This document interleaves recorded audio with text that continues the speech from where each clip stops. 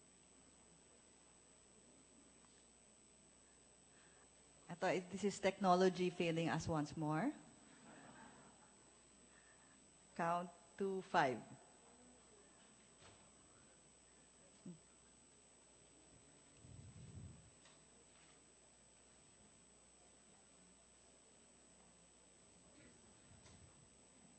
Ayan, okay. Senator Pia Cayetano, her real name is Pilar. Juliana or Juliana, I don't know, no? Schramm, German-American, Cayetano. She has been elected senator twice, first in 2004 when she was only 38, thus making her the youngest woman elected to the Philippine Senate. Then she was elected for a second term in 2010. Okay, next slide, please. Next slide. Ayan, si Senator Pia ay talagang alumna through and through ng UP, no? Siya ay nagtapos ng cum laude in economics, BA in economics from the UP School of Economics in 1985. Ayan, yan yung alumna na siya dyan. And then she finished number 7 in the UP law class of 1991. Automatically making her a member of the Order of the Purple Feather Honor Society. So, bihira lang po yung mga nakakapasok yata niyan, no? Purple na purple. Through and through. Yeah. Next slide, please. Ang isang quality, no? So, marami ng quality yun. Outstanding student. The second quality is her outstanding physical fitness. Talagang athletic, no? Discipline, athletic discipline and stamina. Senator Pia runs, bikes, swims in competitive events like marathons lang naman, no? Duathlons and triathlons. She has competed at the Tokyo, Amsterdam, Venice, New York, and San Francisco marathons. And she has also competed at several what they call Ironman triathlon events, no? Which include, hindi ko alam, iba-ibang kilometers of biking, swimming, and running. Who can do that? Next slide, please. Ang isang hindi rin natin alam ay napaka-devoted mom. No? Nurturing mom. She has 2 girls, Maxine and Nadine, who are also athletic buffs like her. And she had a son, Gabriel, nasa first picture, who died of multiple congenital anomalies at the age of 9 months. So alam ni Senator Pia kung gaano mag-alaga, no, ng isang bata na differently abled. And for Gabriel, she has set up Gabriel Symphony that cares for differently abled children and children with severe circumstances. No? Next slide, please. Tapos ito yung mahirap kong bilangin na advocacies, no? 100, 1,000 advocacies ni Senator Pia, which I think reveals how conscientious an advocate she is. Senator Pia has 101 advocacies in different fields, including breastfeeding, children with disabilities, children in general, women's health, including healthy lifestyles for women, cervical and breast cancers, health system reforms, yung ayan, yung sa gamot, na dahil buhay ang nakataya, huwag hayaang peking gamot. Campaign against fake medicines. And then environmental protection. No? So talagang marami pa yan. That's not even half of what she's advocating for. Next slide. She is also a very accomplished leader. In the Senate, as well as in international forums, Senator Pia is an accomplished and effective leader. In the Senate, she has authored, among others, the Magna Carta of Women, Expanded Breastfeeding Act, Expanded Senior Citizens Act, the Food and Drug Administration Law, the Cheaper Medicines Laws, and countless others. No? Sa international scene, down, the photo down, she's also known, no? She has spoken out against children's discrimination. She has also spoken out for women's participation in politics. In 2008, she was the first Filipina and the first Asian elected president of the Committee of Women Parliamentarians, of the Inter-Parliamentary Union, or the IPU, yung parang United Nations, no, ng mga parliamentarians. In this capacity, she chaired the 54th session. That picture of hers there. She's chairing the 54th session of the UN Commission on the Status of Women in 2010. And finally, the last slide. She is not just holding up a candle, she's holding up a big, big torch for the RH bill. With all her outstanding qualities, her mind, stamina, nurturance, conscientiousness, and leadership, Senator Pia is one of the two big reasons, the other one you have seen earlier, why the RH bill stands a very good chance of being passed, hopefully this year. So, friends, please welcome Senator Pia Cayetano.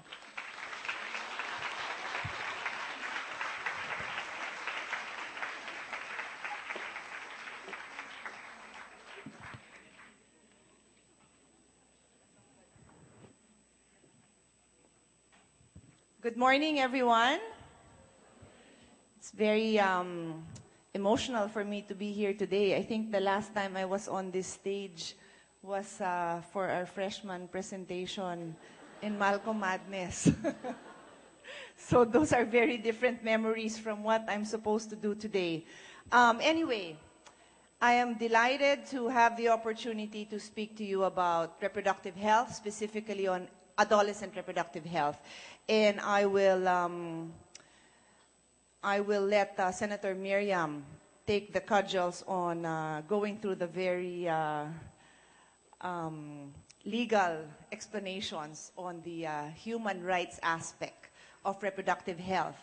But before I proceed, of course, let me greet my family law teacher, now Dean Danny Concepcion, and all my other professors who are here, all the RH advocates, of course, our former secretaries and students.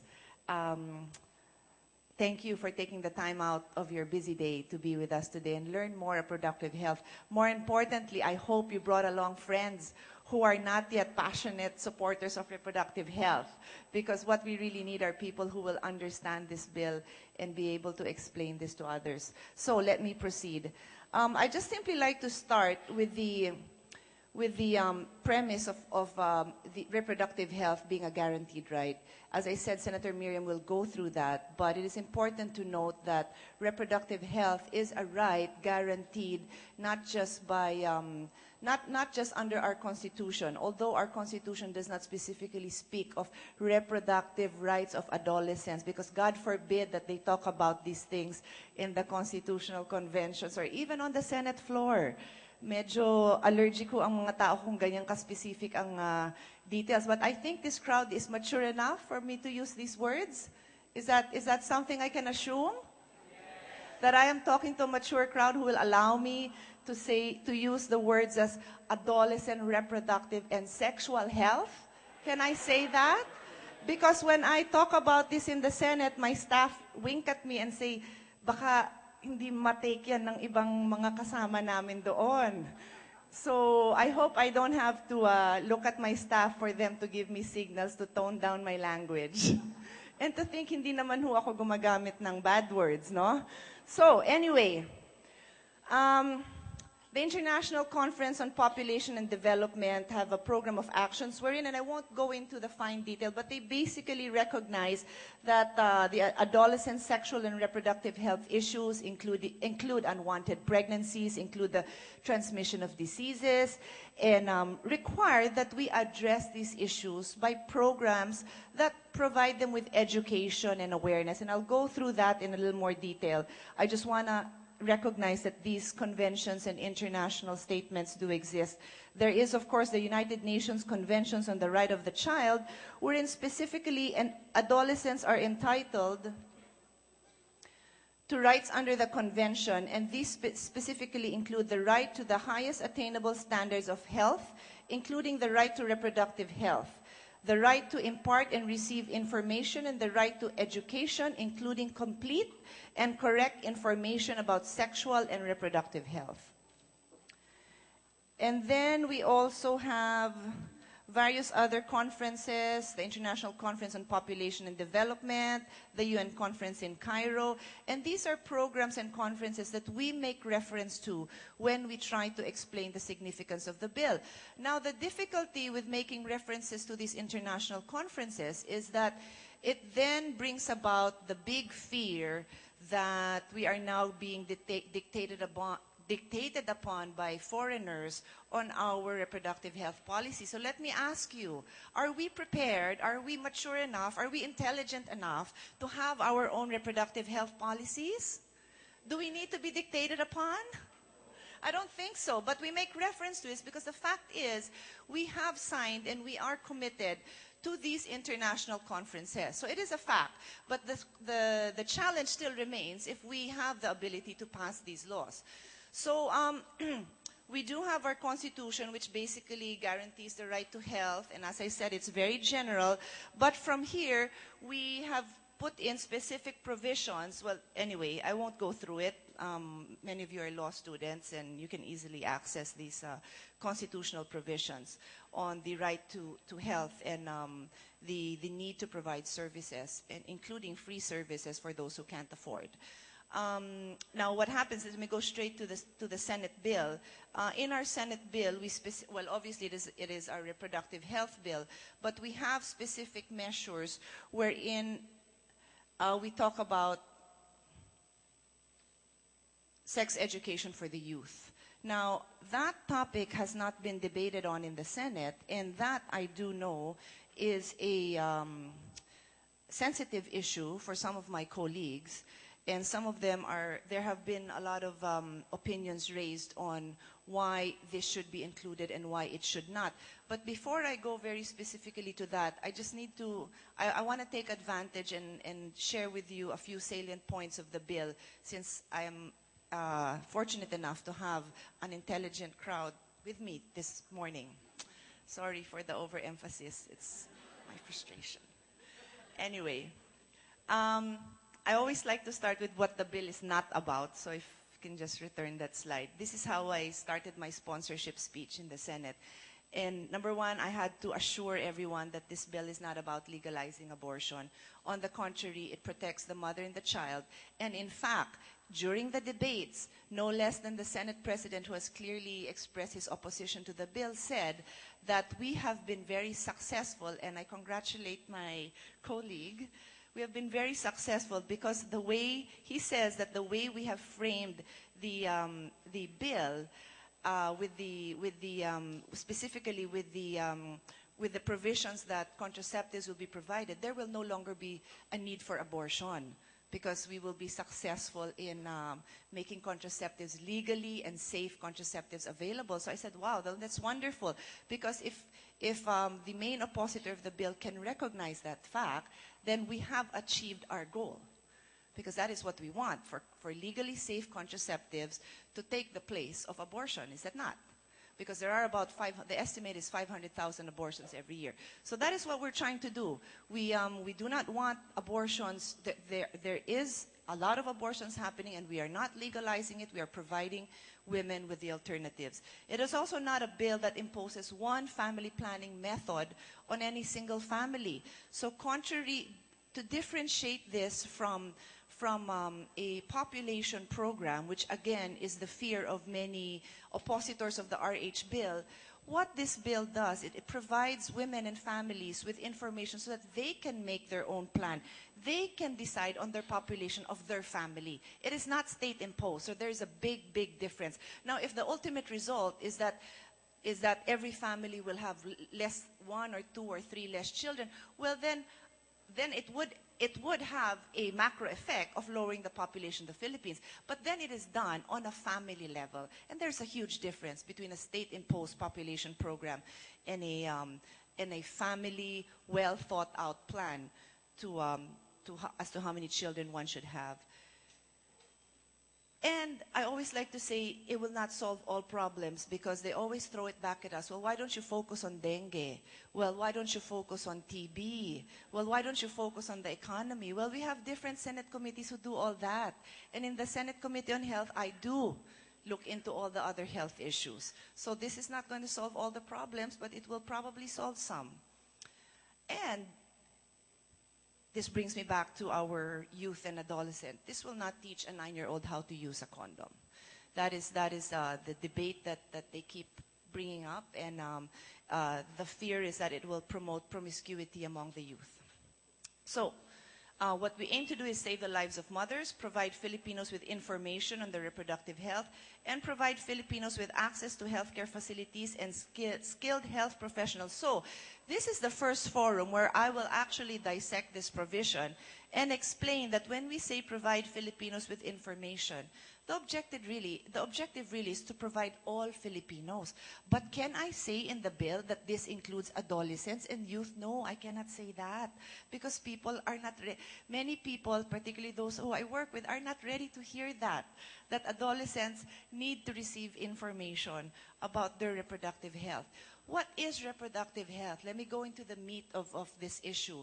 Reproductive health for adolescent is not simply the need to address unwanted pregnancies and STIs.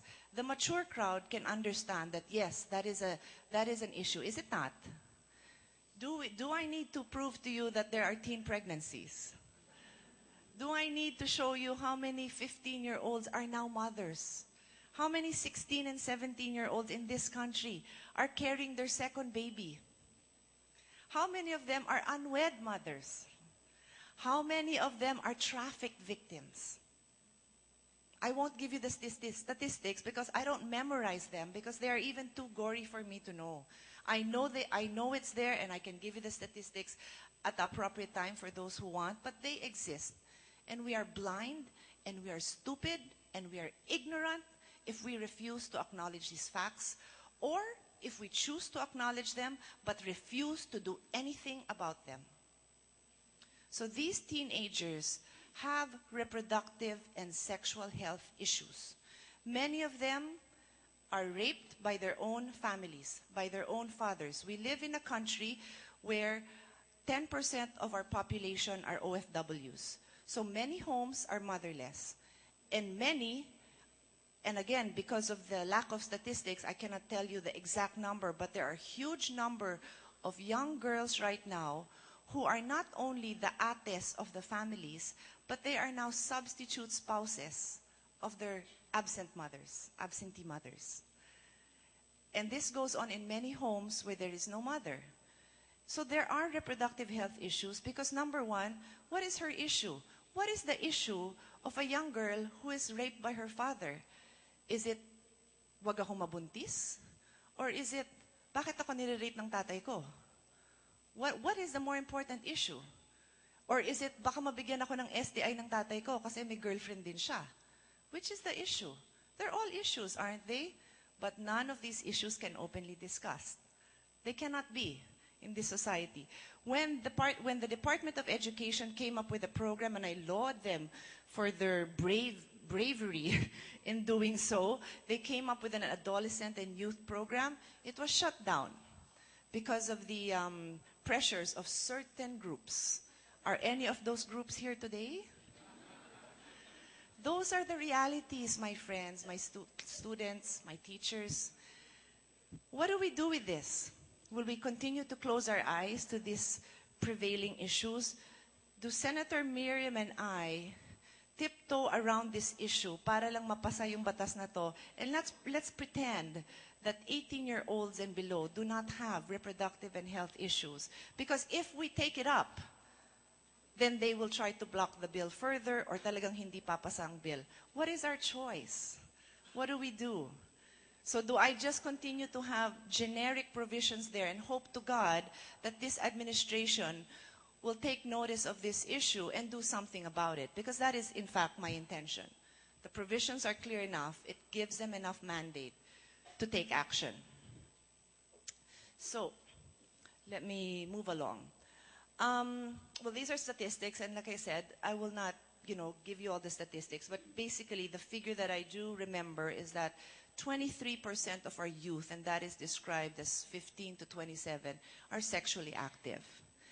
And if you will assume that most of them have no information or very little information, then you can just imagine not just the unwanted pregnancies, the unwanted sexually transmitted infections, but also all the emotional, psychological, sociological problems that come with it. Because as I started out, I said, well, let me quickly go through these studies. The UP Population Institute says many young people engage in risky sexual behavior. Their knowledge of reproductive health is inadequate. They rarely seek medical help, and they do have liberal views on sex and related matters. So as I was saying, reproductive health and reproductive and sexual health are not limited to not getting pregnant and not getting an STI. If you think about it, the reproductive health issue starts probably at 9, at 10, at puberty, when their bodies change. All of us here are over 9, 10, 11. So not all of us know that there were questions that were raised. And what if you don't have a responsible, or you do have a responsible but an uncomfortable parent to talk about these things? Who talks to you about these things?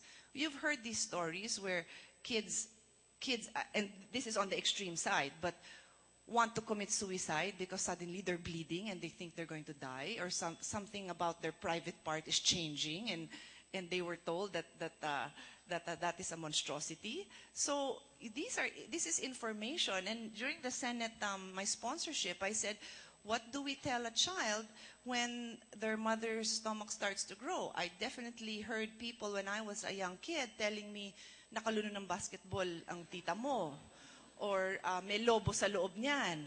So is that what we want our children to know? And I'm a very big fan of Philippine history and mythology. I love Philippine mythology. Pero talaga bang kay malakas at maganda tayo nang galing? Yan ba bit-bit natin when we attend our international conferences? I mean, seriously. We should be able to distinguish between myths and facts. And if we do not want to talk to our children about this, who will? It will be the internet. It will be the posters of bench, of, ano pa ba? Ano ba yung nandun? Those are the messages that our children will receive, no? But going back to reproductive health, beyond, as I was saying, beyond unwanted pregnancies and unwanted sexually transmitted diseases, reproductive health is also about understanding your body and developing a wholesome image about your body, is it not? It is also about developing a positive self-image. You hear all these stories about young girls becoming anorexic, young boys raping young girls. All of that has to do with their self-image, of who they are, of what their bodies are meant to function for. But we do not talk about these things.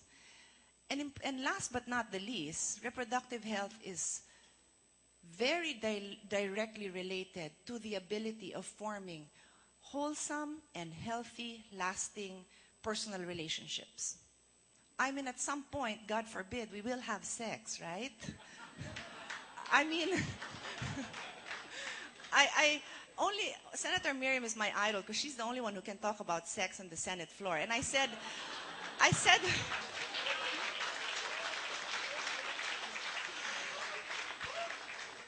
I was a new senator in 2004. It was like the first 3 months in the Senate, and Senator Biazon, the original proponent in the Senate of reproductive health, delivered a privileged speech on reproductive health. And Senator Miriam stood up and said something to the effect that, God forbid, if I could only have sex with my husband to procreate, I would have left him years ago.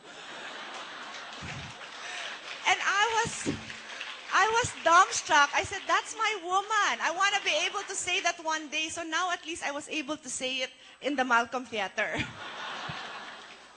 Well, maybe it'll take me another 3 years to say that on the Senate floor. But that's what it is, right? I mean, the next controversial bill that I hope to sponsor with Senator Miriam, unless she leaves us for international challenges, is the divorce law. And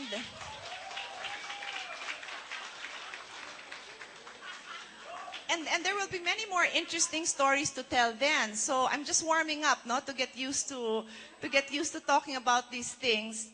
Just because, if I have a crowd that reacts as enthusiastically as you, then it wouldn't be a problem. But believe me, in the Senate, it's dead silence. So, but anyway, I mean, again, like I said, one day we all will have sex. And one day, we do hope to have a wholesome, happy, harmonious, sexual, and personal relationship, right? And the reason I mentioned the divorce law is because we do know that it is a fact that many marriages do not work out in this country and many countries. And I would think that a lot of it has to do with the lack of preparation when you enter into this very strong, supposed to be forever after relationship. So I think that these are issues that relate to reproductive and sexual health. And I think I've made my case, right? That adolescent sexual health is a necessary component of reproductive health. I mean, my staff has provided us with more details, but basically this is the bill that says that age and development appropriate reproductive health education will be provided. And we tried to be very politically correct, in the terminology we use, because it is a sensitive topic, and we are aware of that. But we did try to be very specific so that we address issues such as gender-based violence, teen pregnancy. I specifically included responsible teenage behavior. And we also have a provision where we ask the state to provide parents with information, because what the opposers of RH bill say is that it is primarily a responsibility of the parents to teach their children. And I agree with that. But what do you do when parents either have no knowledge or have knowledge but are very uncomfortable? I have friends, UP graduates, honors graduate pa, and they'll say to me, Pia, paano mo kinuwento sa anak mo yung, how do you talk about sex with your kids? And I'm like, oh sige, ganito gawin mo, ganito. It's just that I grew up with an educator. My mom is not only an educator, but she's American, and she's very comfortable talking about these things. So I also am. And I know it is not easy, but it is what it is. So we need to also educate our parents on how to provide this kind of information to their children, because if not, and that is an issue that I will have to deal with when some of the senators, if they decide to take it up. If we are silent on this, and if we don't also educate parents, you know what I hear more from parents? And I'm sure you've seen this yourself on TV, in the news, and me, I've heard it from my friends. They'll say to their young teenage son, anak, tirahin mo na yan. I'm serious. A friend of mine had like a 14-year-old, and he said, oh, no, anak, tirahin mo na yan. What does that mean? What does that mean? What kind of message does this father send to this son, 14-year-old son, when he says that? And then you have them saying an exactly different thing to their daughter. Do they ever tell their daughter, Iha, tirahin mo yan? I should say that to my daughters. By the way, just a plug, because I'm so proud of my UP education. My daughter was studying for a social science exam 2 nights ago, specifically political science. And my kids know that I come home from an RH debate every night, and my 16-year-old daughter said to me, Mom, the rights of the minority are essential to every democracy. Please tell that to the RH opposers. So anyway, I'm saying that it just so happens that my children live and breathe these issues. And I'm not saying that every child should live and breathe these issues, but they should have at least a basic knowledge of what their reproductive health and sexual health rights are. So I think I can leave it at that, because I think more importantly is the open forum portion. So Senator Miriam can give you the meat of the reproductive health issue, and then we can answer your questions. Let me briefly leave you with some ideas to ponder on, because I would love to hear from you later on. This is actually a fact sheet prepared by the National Center for Children in Poverty from Columbia University. And they talk about sexual and reproductive health rights of children. And I just want to quickly go through some of the recommendations, some of which I believe are consistent with what we are trying to do. And some of them, I want to ask your opinion if you think we are ready for this, and if you think it is consistent with our Philippine culture. So one recommendation is the funding of positive youth development and after-school programs. Basically because studies show that high-quality after-school programs are very effective in delaying the onset of teenage sexual behavior. So I think that's basic, no? Despite the fact that a lot of people refuse to acknowledge that teenagers have sexual thoughts and have tendencies to display sexual behaviors, the fact is we need programs to address this. Next is funding programs that bring services to the youth who are disconnected from school. And that's a big problem in our country. No? This was prepared for a developed country, but I think more so in our country, where a lot of these kids, if there were programs in the schools, which as I told you, DepEd attempted to do, would not reach them because they are out of school. And the other one is, this is a very good one, and this is where I challenge the youth. Support programs that educate and empower young people as peer educators and advocates. Again, studies show that the youth is more receptive when their leaders are their peers. So this is where I challenge the youth to, I'd like to think that I'm still part of it, no? But I actually have a 16-year-old, so I don't think she really thinks I'm her barkada. So the challenge will be upon you to develop these kind of programs. And then this is the interesting one. And I will look to my co-sponsor and ask her what she thinks. Pass legislation to enhance confidential protection to improve adolescents' access to confidential services. So this is actually speaking of the rights of adolescents to go to clinics and to ask for advice. Now, I know for a fact, some of our colleagues said, bakit? Bibigyan ba ng condom ang mga teenager? Hindi na lang ako sasagot, no? Because sa klaseng tanong pa lang na yun, I guess the answer is supposed to be, God forbid, no way, no?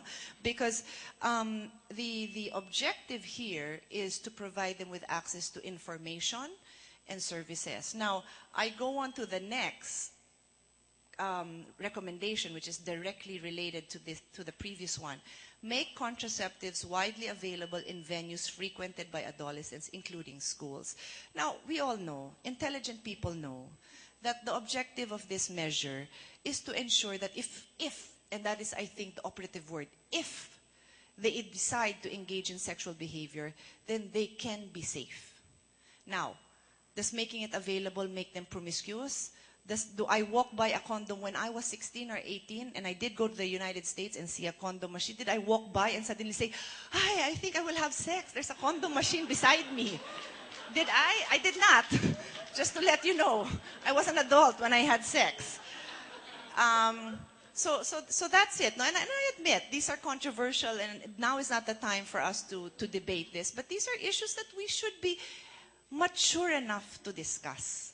That is the least that I think we can ask for. So I leave you with those thoughts, and even though we only have a few hours, feel free to email me. Senator Miriam and I are both on Twitter, and we also are daily in the Senate working on this bill. And let me take this opportunity to thank every one of you for spending the time here today to learn more about the reproductive health bill. Thank you very much.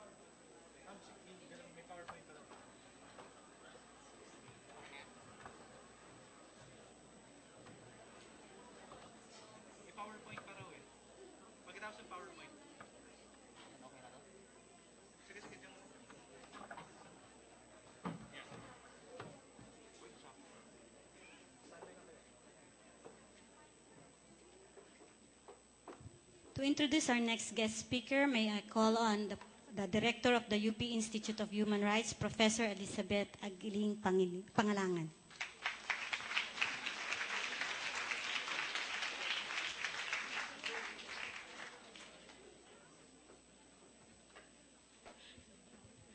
Okay. Are we ready? Good morning, everyone. I have the honor of introducing our next main speaker, Senator Miriam Defensor Santiago. Next. Senator Santiago finished her Bachelor of Arts in Political Science, magna cum laude at the UP in 1965. Then she proceeded to the only law school in the entire Philippines. Yes. The UP College of Law, where she graduated cum laude in 1968.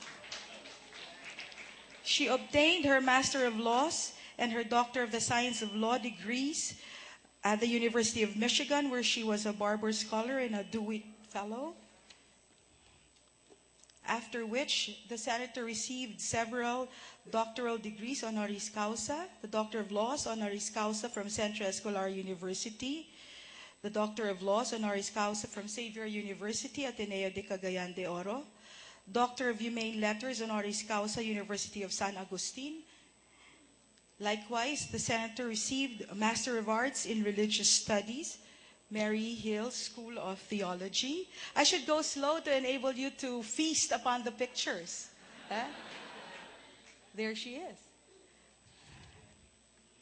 The Senator is one of us. She came from the College of Law and taught here for a while. And I remember her that she was a professor when I was a student, although it was Dean Cortez who was my professor in constitutional law. But my husband was a student of Senator Santiago in constitutional law. That's why my husband now is a constitutionalist, because of ma'am. See? And likewise, a legal consultant of the UP Law Center. Senator Santiago was presiding judge at the Regional Trial Court, Branch 106 in Quezon City. She was legal consultant in the Philippine Embassy, Washington, D.C. in 1982, and legal officer, UN High Commission for Refugees in Geneva, Switzerland from 1971 to 1980. She was also special assistant to the Secretary of Justice, who was the dean when Senator Santiago was a student at the College of Law. Senator Santiago has been a senator of the Philippines, and we open the newspapers almost every day and we see her there advocating for something, fighting for a law to be passed. She was likewise a Philippine national candidate at the International Court of Justice in 2008 and will soon be off for the judgeship of the ICC, and we support her.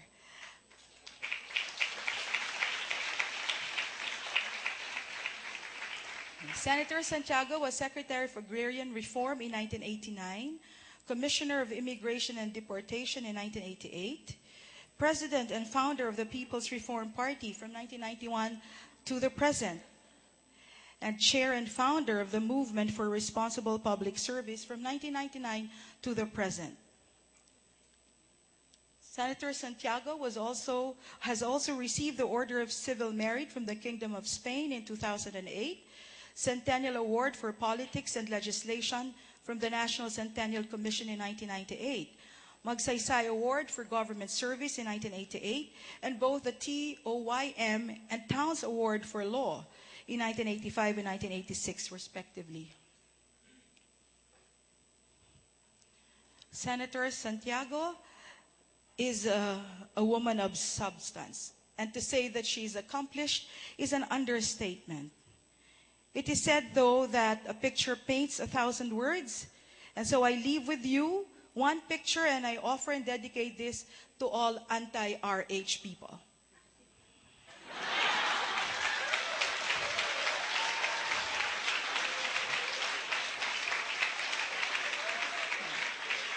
Yes. So, ladies and gentlemen, Senator Miriam Defensor Santiago.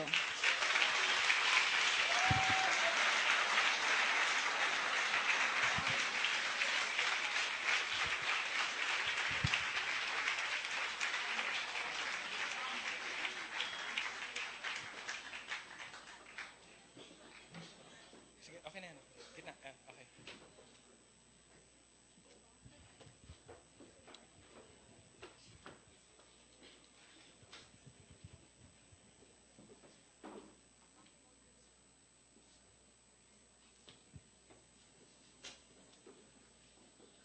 Hintay lang po yung sa mic.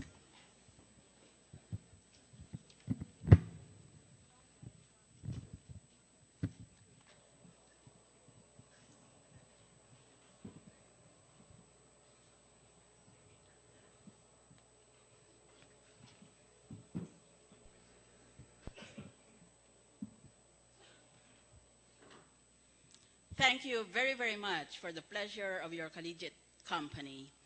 First, a word of hospitality to our very distinguished guests from some of the most prestigious colleges and universities in Metro Manila.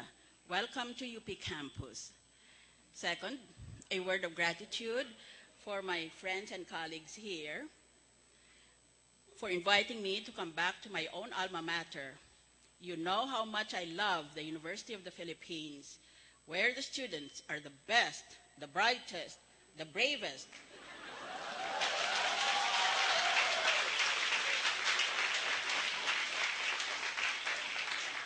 the most articulate, and the most prone to self-delusion.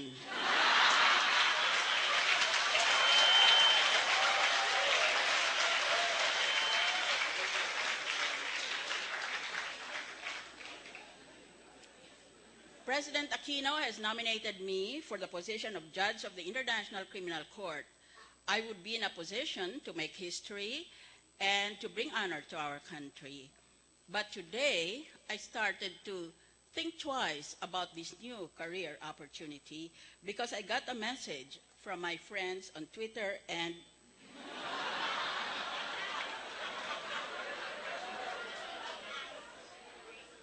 my friends from Twitter and Facebook. The message is, para fair ang labanan, sa susunod, magpadala tayo ng interpreter sa Miss Universe.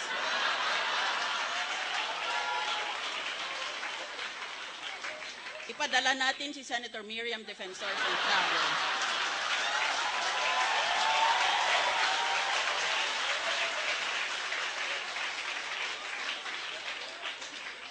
Pwede na rin si Kuya Kim Atienza para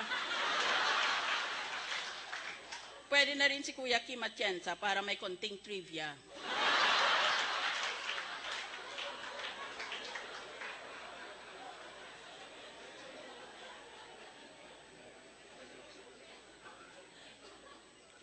When I was a student here, I was a very, very committed student. I was very, very busy, not only trying to stay in honor roll, but also in many various extracurricular activities. For example, I was editor of the Philippine Collegian, and at the same time, I was co-sponsor of the UPROTC, not once, but twice. Which only shows that lightning can strike twice. I never had time to get picked up by any of the males in this campus. Because at that time, I was fully convinced that all males had the brains of an amoeba.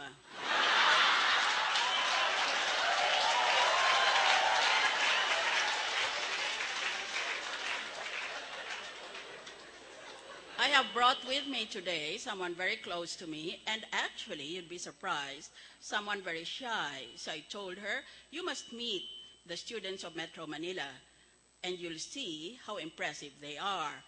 I want her to stand up so you can see her, Miss Hart Evangelista.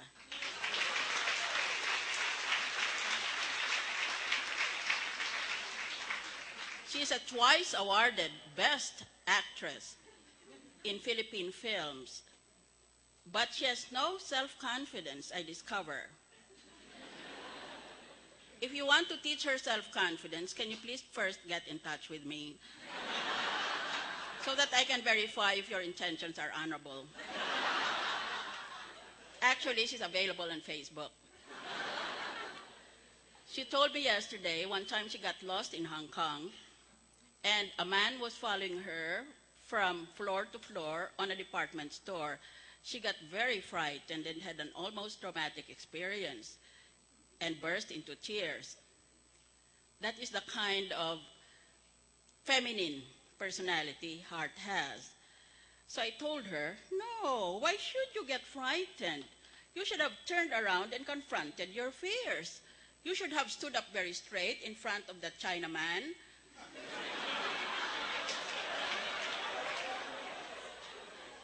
who was stalking you, and you should have said, see anything you like?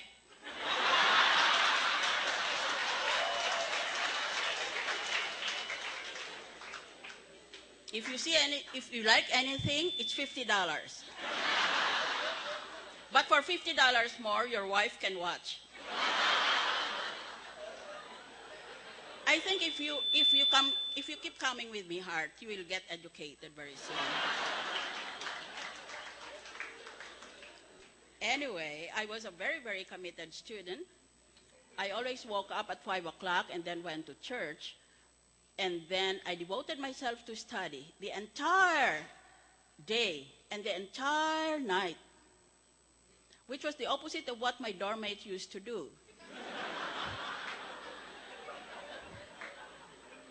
They devoted themselves to, let us call it, extra sexual activities. And then when exam week came, they all went to St. Jude, the patron saint of the impossible.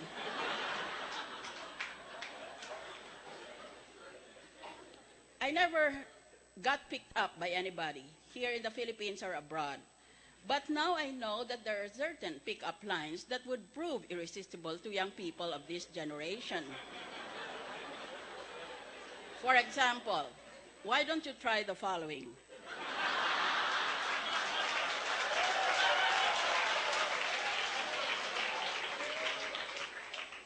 Kung magkakaroon ka ng sariling planeta, gusto ko ikaw ang axis nito.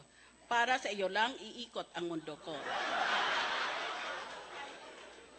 Sana Facebook status ka na lang para pwede kitang i-like. Ibenta mo na bahay mo. Tutal, nandito ka na, nakatira sa puso ko. Sana naka-off ang ilaw para tayo na lang mag-on.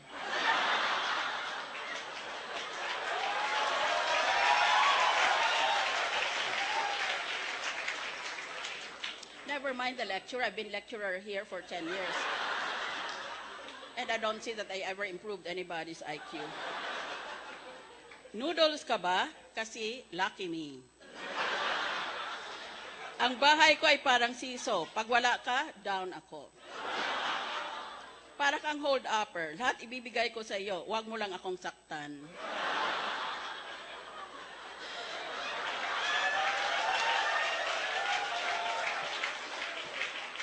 Ang galing mo din, ano? Di mo pa ako binabato, tinamaan ako sa iyo. Maglaro tayo ng kahit ano, wag lang taguan. Kasi a girl like you is hard to find. Sana exam mo na lang ako para sagutin mo din ako. Bastos ka rin, ano? Di ka man lang nagpapaalam, tuloy-tuloy kang pumasok sa puso ko.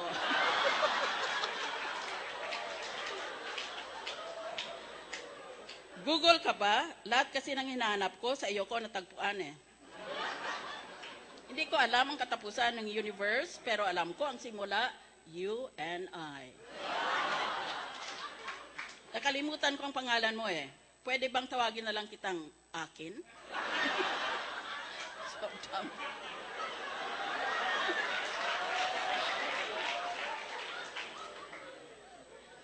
If my husband had ever tried any of these lines, I would have bashed his teeth in.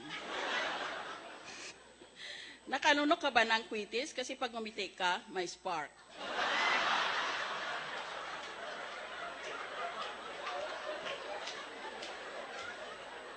This is what Dr. Bienvenido Cabral said to Dr.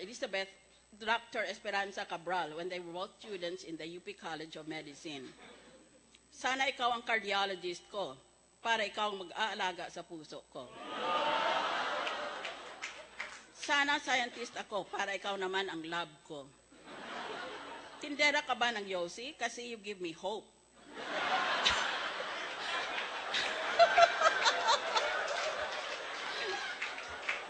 Kasi you give me hope and more.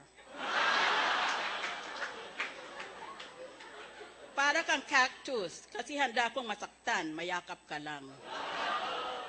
Pag wala ka, ang buhay ko parang lapis na hindi pa natatasahan. Pointless.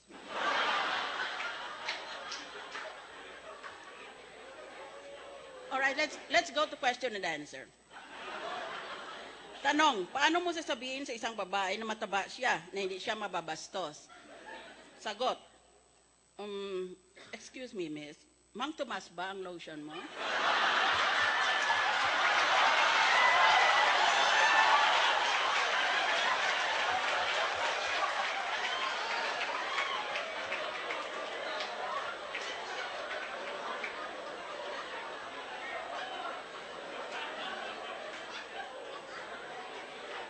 Guy 1, kumusta ang exam mo? Guy 2, puro blanco. Guy 1, patay. Guy 2, bakit? Guy 1, baka isipin nila nagkopyahan tayo.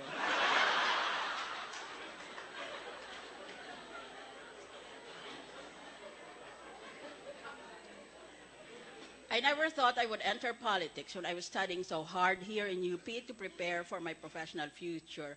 I always thought that I would someday be a rocket scientist or an astrophysicist or even a lion tamer. But I never wanted to enter politics. I was simply forced by circumstance. And I am afraid I was seduced by the young people of this country. Once I entered politics, it became natural, being a civil, God-fearing, law-abiding citizen, for me to lose my temper because politicians are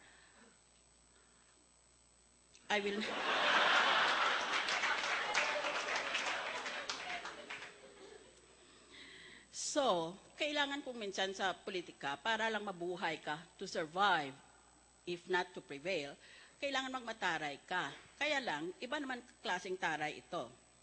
Itong mga sinasabi na ito.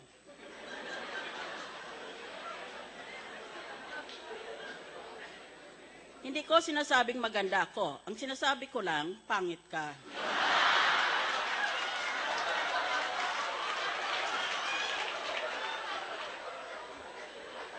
Pag nakikita kita, parang gusto ko mag-sorry sa mga mata ko.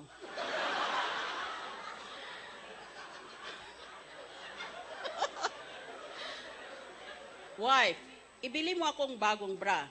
Husband, huwag ka na mag-bra. Maliit naman boobs mo eh. Wife, bakit ikaw nagbi-brief?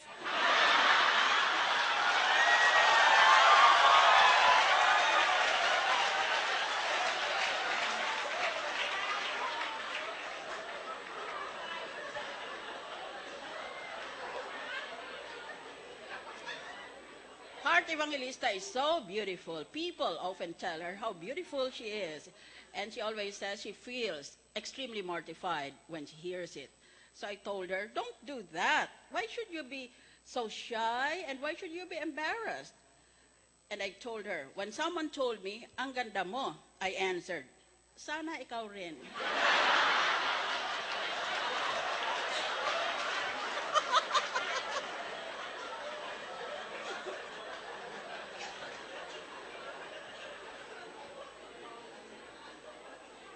At a swimming pool, classmate 1, I'm sure lulutang ka. Remember in UP, PE is swimming.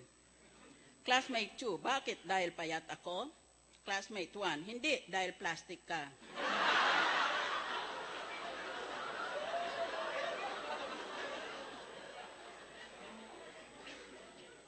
When the cashier at the grocery said, Miss, pwedeng candy na lang ang sukli ko sa iyo? I told her, bakit? Tsokolate bang binayad ko?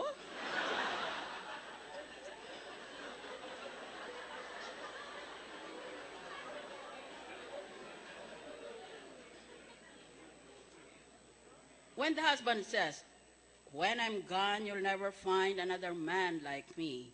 The wife replied, what makes you think I'd want another man like you?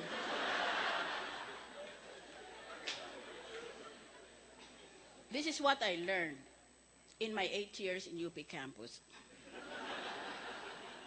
I never learned this when I went to Harvard or Cambridge or Oxford. They were just dull. I will now go to my assigned topic, reproductive.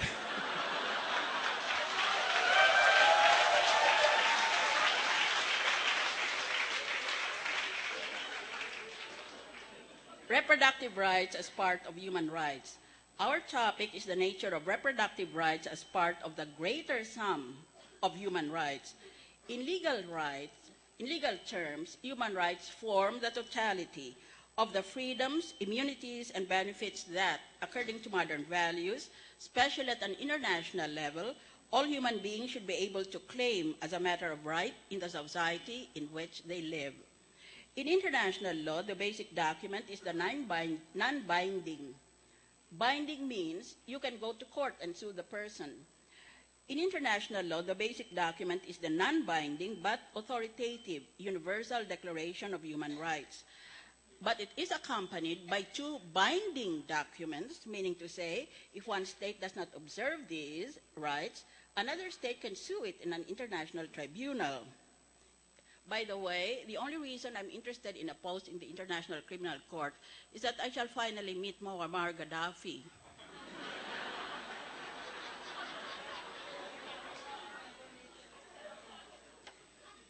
I'm going to educate that man. The binding documents are known as the International Covenant on Civil and Political Rights and the International Covenant on Economic, Social, and Cultural Rights. In national or domestic law, that is to say Philippine law, not international law, the basic document is the Philippine Constitution, particularly Article 2 on Declaration of State Policies and Article 3 on the Bill of Rights. Our Constitution, Article 2, Section 12, specifically provides, quote, the state shall protect and promote the right to health of the people and instill health consciousness among them. We're a very rare country because we have a constitutionally protected right to health. Normally, you don't find this in other constitutions. This right to health is now viewed as including the right to reproductive health. Reproductive rights constitute the totality of a person's constitutionally protected rights relating to the control of his or her procreative activities. Specifically, reproductive rights refer to the cluster of civil liberties relating to pregnancy, abortion, and sterilization, especially the personal bodily rights of a woman in her decision whether to become pregnant or to bear a child. The phrase reproductive rights includes the idea of being able to make reproductive decisions free from discrimination, coercion, or violence. Human rights scholars increasingly consider many reproductive rights to be protected by international human rights law. So when we speak of human rights, we are actually speaking of reproductive rights as part of that sum total. When we speak of Philippine internal laws and politics, we are speaking of the so-called horizontal strand of the human rights movement. But as constitutionalism spreads among states, we now speak of the so-called vertical strand of the new international law that is meant to bind states and that is implemented by the new international institutions. Filipino politicians seem to be aware only of the horizontal but not of the vertical dimension of the human rights movement. Yan kasing napala nila kasi hindi sila pumunta sa UP. Sinasabi ng may horizontal, may vertical, nakatanga pa rin.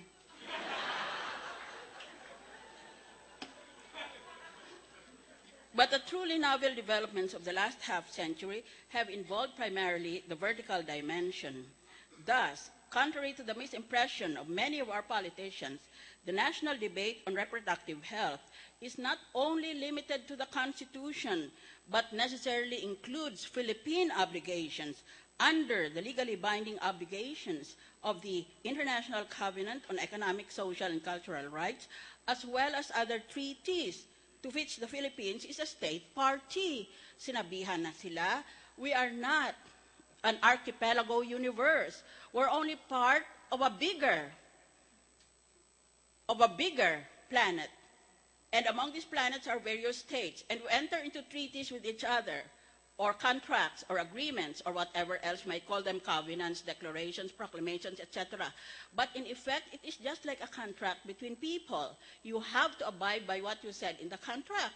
We already joined or became, to use a legal term, state parties to many of these treaties. And still Filipino politicians are discussing whether we should discuss the RH bill.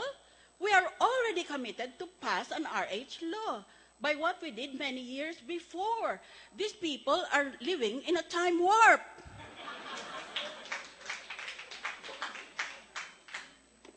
Next time, I'm going to advocate genetically modified candidates for senator. The urgency of enforcing reproductive rights in our country was raised as early as 1993 at the Vienna World Conference, when the UN Committee on Economic, Social, and Cultural Rights drew attention to, quote, the shocking reality that states and the international community as a whole continue to tolerate all too often breaches of economic, social, and cultural rights which would provoke horror and outrage and would lead to concerted calls for immediate remedial action. In the human rights movement, the mechanisms and processes for the delivery of health services are themselves morally compelling. We don't have to justify why we are in favor of the human rights bill. There are morally compelling reasons that should make it imperative. It should be a no-brainer for any Filipino to provide support for the RH bill. Evaluation of health programs emphasizes distribution in outcomes, not only averages. We are concerned about the entire distribution because reproductive rights theories take seriously the idea that every human being is worthy of respect. Advocates of human rights pay particular attention to disaggregated data among women and the poor because they are particularly liable to practices and prejudices that weaken their agency and the social basis of their self-esteem. Reproductive rights approaches accommodate adaptive preferences. Many poor women do not receive information on how to receive reproductive health care. In addition, our underprivileged women have to accept standards lower than what they need, what they want, or what they deserve. This is the reason why we hold forums like this, to raise consciousness, to provide political education, and to take measures in civil society to expand the imagination and the demands of the excluded group of women who belong to the poorest of the poor. Why the RH bill is controversial? The two most controversial provisions of the RH bill are Section 7, access to family planning. All accredited public and private health facilities shall provide a full range of modern family methods, except in specialty hospitals which may render such services on an optional basis. No person shall be denied information and access to family planning services. Anong problema nila? Wala naman tayong pinipilit dito. Kung hindi sabi lang ng batas, lahat ng taong gustong magtanong tungkol sa paano ko malimit ang aking pregnancy, paano ko mas-spacing sila para hindi sila magkasakit palagi o ako na mismo ang magkasakit. Anong gagawin ko? Dahil ang dami na ng anak ko, wala naman kaming alam ng asawa ko, hindi man kami nag-graduate sa grade school. Ano ngayon ang gagawin ko? Ay sabi naman ng batas, di pumunta ka lang sa pinakamalapit na ospital, magtanong ka doon. Yun lang ang batas, just to provide information.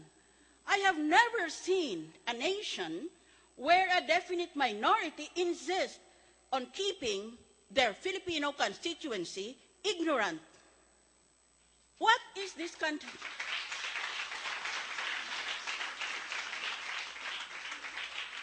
We come to UP, we come to Ateneo, we come to Miriam, we come to Polytechnic University of the Philippines. We come to all of these universities for education.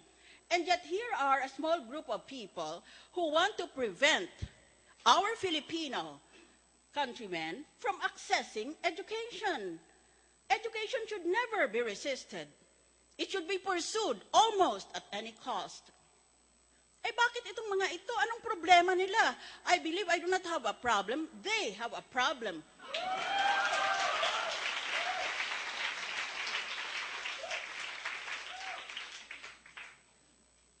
particularly mental in nature.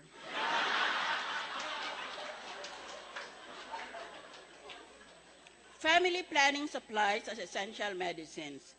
The National Drug Formulary, ibig sabihin listahan, official listahan ng mga gamot na kailangan nandyan sa ospital para kung may dumating na mahirap at hindi niya kayang tumakbo sa butika at bumili, meron nang ibibigay na lang sa kanya. Baka mamay kailangan niya o baka mamatay siya kung wala pa yung gamot na yon.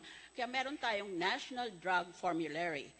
The National Drug Formulary shall include hormonal contraceptives, intrauterine devices, injectables, and other safe, legal, and effective family planning products and supplies in accordance with FDA guidelines.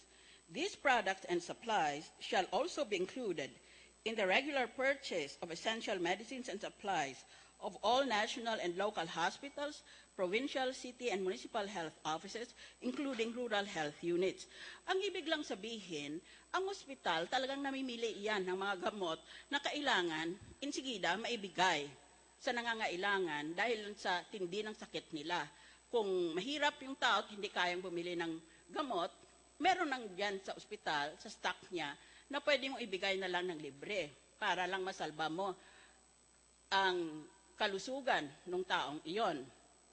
Ngayon, when we were discussing this in the Senate, one of the most fatuous ideas I ever heard was, kung mamimigay pala ng kondom, magiging mayaman ang mga nagtitinda ng kondom.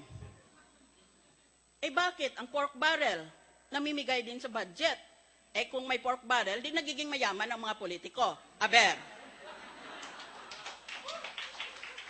But the simple question is, every time government delivers a service, someone makes a profit in a capitalist system. What is the most basic service delivered by government? Peace and order. You forsake some of your individual freedoms for the sake of being free and safe in your own territory. That's why you agree to a government that in effect will limit your personal liberties. The most basic service delivered by government is peace and order. Di ibig sabihin may pulis at may militar. Di ibig sabihin meron silang uniforme at botas. Maliban lang dyan, meron silang mga baril. Meron pa silang mga eroplano, meron silang mga barko. At hindi lang yan, meron pa silang mga helicopter. Di ang daming kumikita dyan. Ba't hindi nyo tanungin yun? Bakit yung kondom na magkano lang naman yun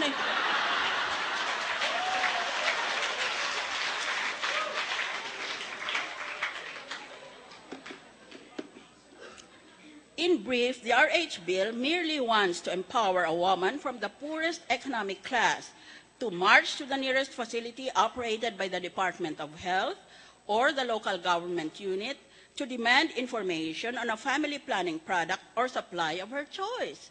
All the bill says is, kung hindi mo intindi kung paano mo ilimita ang iyong mga anak dahil sa mahirap lang kayo at nagkakasakit na kayong lahat, wala man lang kayong makain, dadagdagan mo pa, ay di pumunta ka lang sa pinakamalapit na ospital publiko at magtanong ka doon. Yun lang sabi ng ating panukalang batas. Kailangan, bigyan mo ng impormasyon yung taong nanghihingi. Sasagot ka lang naman sa tanong niya Ano naman ang masama doon? The bill at the simplest level wants to give an indigent married woman the freedom of informed choice concerning her reproductive rights. Ganito, misis, ito. We'll start from A to Z. Ganitong pwede mong gawin. Ngayon, bahala ka kung anong piliin mo.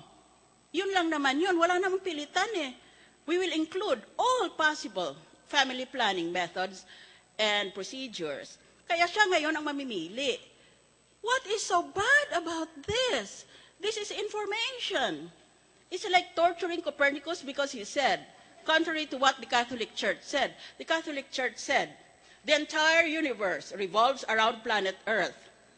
Poor Copernicus, who was actually a UP student,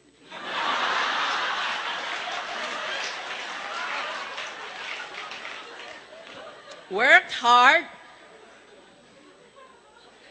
stayed up all night long for many years, and then finally, eureka, in his eureka moment. Oh, I worked out the theorems and the formulas. No, it's not true. The earth revolves around the sun. And for this reason, the Catholic Church tortured him. That's what they did in those times. Now, Pia and I are saying the earth revolves around the sun, and we are now being tortured. What the?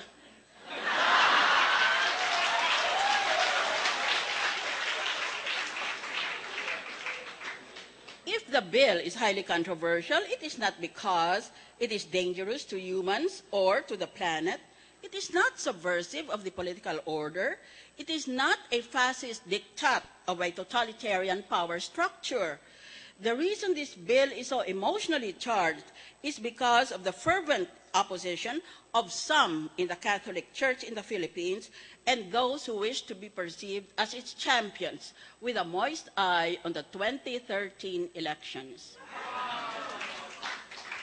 Every year that a new Congress is convened, an RH bill is filed, provokes heated debate, consumes tons of newsprint, and then it lapses into a coma. That's what happened to me when I entered the Philippine Senate. I lapsed into a coma.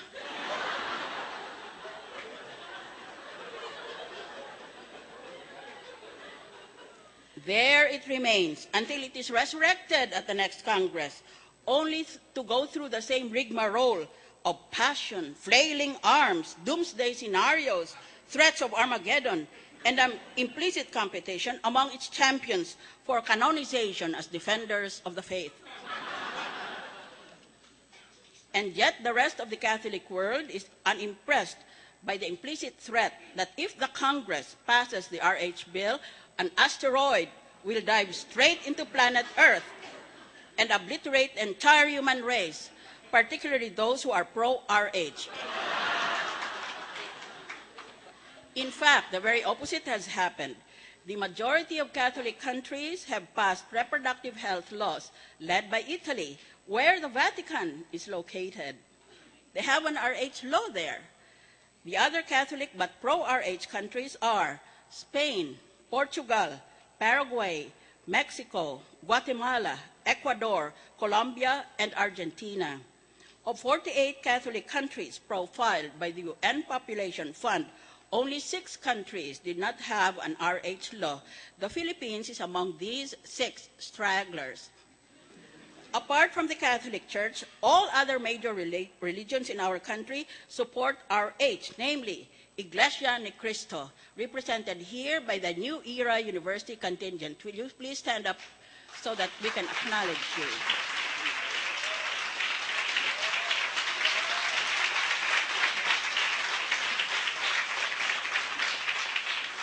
Iglesia ni Cristo, National Council of Churches in the Philippines, Philippine Council of Evangelical Churches, the Interfaith Partnership for the Promotion of Responsible Parenthood, and the Assembly of Darul Ifta of the Autonomous Region in Muslim Mindanao.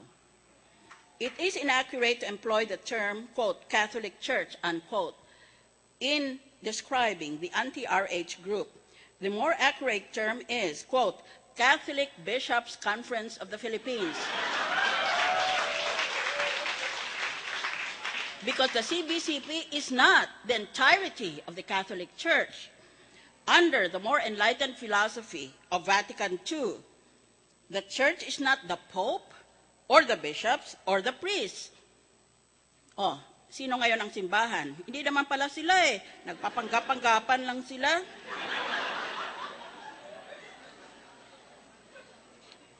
These church officials are not a privileged caste, like in caste system. They are not a privileged caste. They are not necessarily superior to the entire faith community. The church is the whole people of God. And there are many Catholics who adhere to the teaching of liberation theology that the Catholic Church should observe a preferential option for the poor.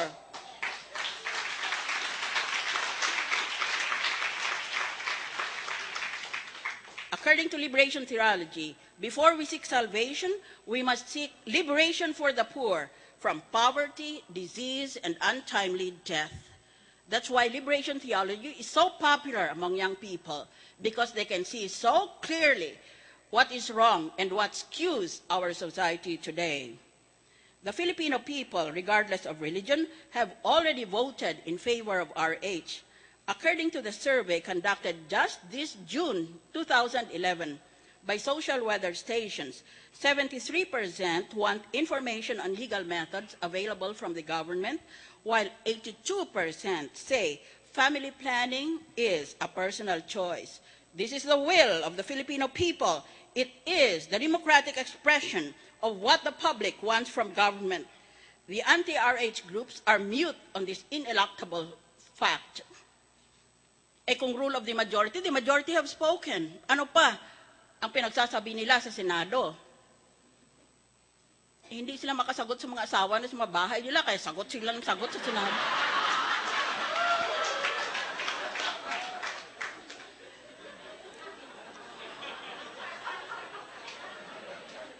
Kaya nga ako paalis na sa Senado before they kick me out.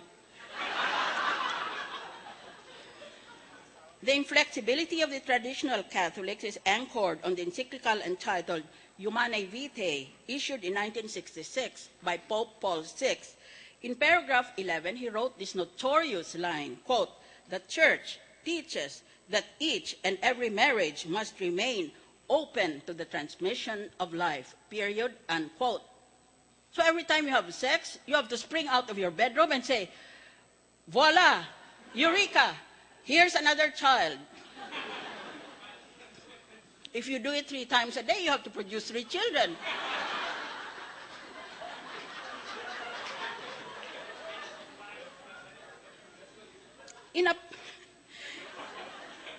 In applying natural law, the encyclical relies on the rhythm method, or the restriction of marital relations to sterile periods of the month.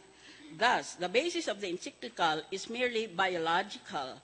I have to emphasize that the encyclical is not a so-called non-infallible statement of the Church.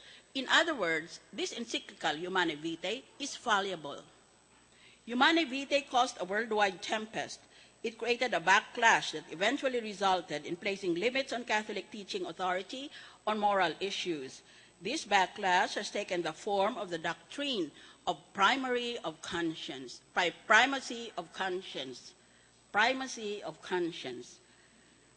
That is to say, of the educated conscience. This doctrine is based on the document entitled Declaration on Religious Freedom, issued by Vatican Council II. In note 3, it declares that we are bound to follow our conscience faithfully in all our activity, and that no one, quote, is to be forced to act in a manner contrary to one's own conscience, nor, on the other hand, is one to be restrained from acting in accordance with one's conscience, especially in matters religious, unquote. That is why Vatican II is so famous.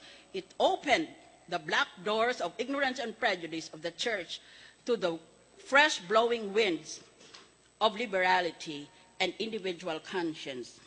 Now let me surprise you, and I hope shock the CBCP. I want to give you the ultimate word. The present Pope Benedict XVI, whom I have met, used to be known as Father Joseph Ratzinger. As a young man in 1968, he served as chair of dogmatic theology at the University of Tübingen. In this capacity, he wrote a commentary on the encyclical Gaudium et Spes, or the Church in the Modern World. He said, quote, "Above the Pope stands one's own conscience, which has to be obeyed first of all, if need be, against the demands of church authority," unquote. That's what he said. If I have the gall, I will remind him when I see him. You know, when people see the Pope, they immediately break into tears, they fall on the floor, they don't know what to do. I look at the Pope and say, "Would you have made entrance exam to UP?"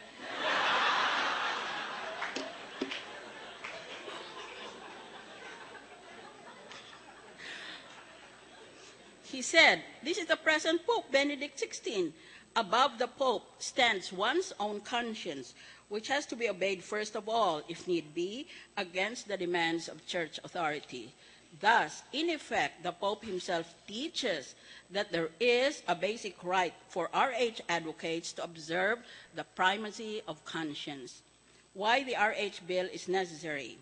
We should urge Congress that in both chambers, the debate should conclude and legislators should come to a vote in order that this recurrent issue can stop hogging the national agenda every time a new Congress is convened.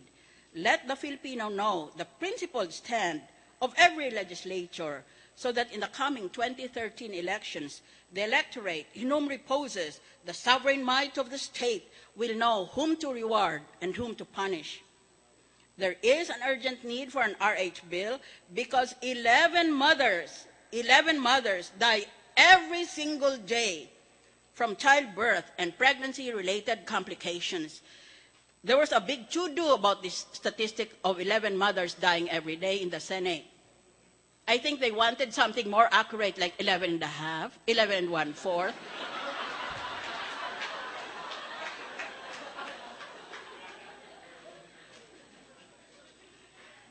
11 mothers die every day. 3,000 to 5,000 mothers die every year from pregnancy and childbirth complications. 162 mothers out of 100,000 live births die. 11% of all deaths among women of reproductive age in the Philippines are maternal deaths. 23 million from 15 to 49 years old are of reproductive age. 15 million are at risk of pregnancy. Thus, ladies and gentlemen, the statistics in favor of an RH law are overwhelming, while the sophistic procrastination of politicians are underwhelming. Smokescreen, the logical fallacies in the RH debate. There is no idea as powerful as an idea whose time has come. Politicians seeking to earn the favor of the Catholic hierarchy pose and preen on the national stage. But for every single day that we consume a nitpicking debate resulting in logical fallacies, the clock ticks, and every single day, 11 women die from childbirth complications. Before this day is over, today, 11 Filipinas from the poorest sections in society will breathe their last. But look at what the politicians are doing. Devoid of any substantial argument on the merits, they engage in what any college class on logic would immediately recognize as a logical fallacy. Let me give you just a few examples. The abortion fallacy.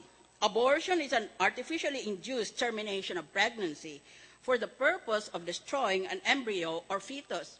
Really? Then there should be an urgent need in abortion in our government, because my impression is that some of our government officials are embryos or fetuses.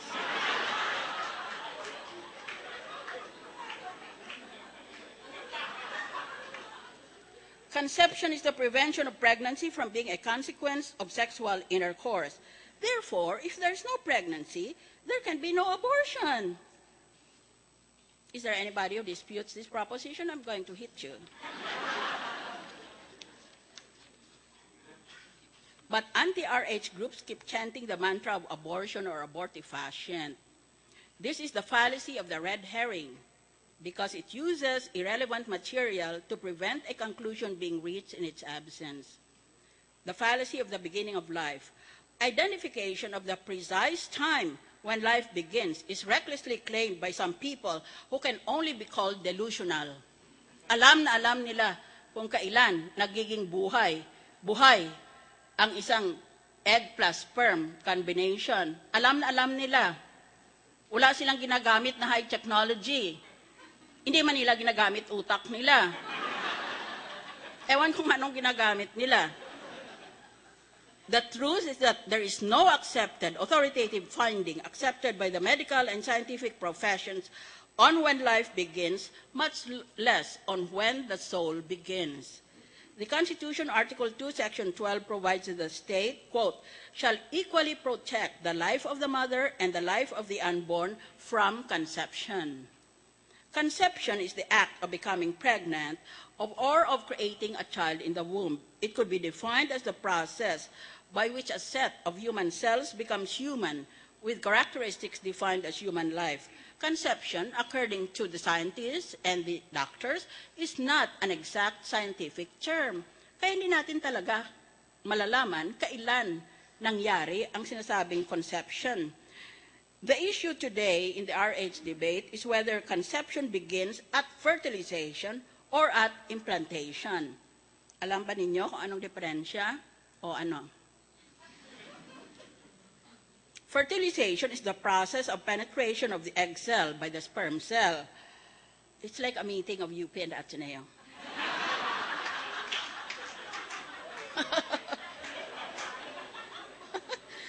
And the combination of this genetic material to form the fertilized egg or zygote.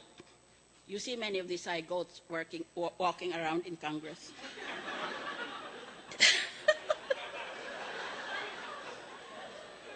I've had a hard, long week, and I'm just trying to have some fun. Implantation is the attachment of a fertilized ovum on the wall of the uterus. So, kaibang fertilization, nag-meet pa lang sila.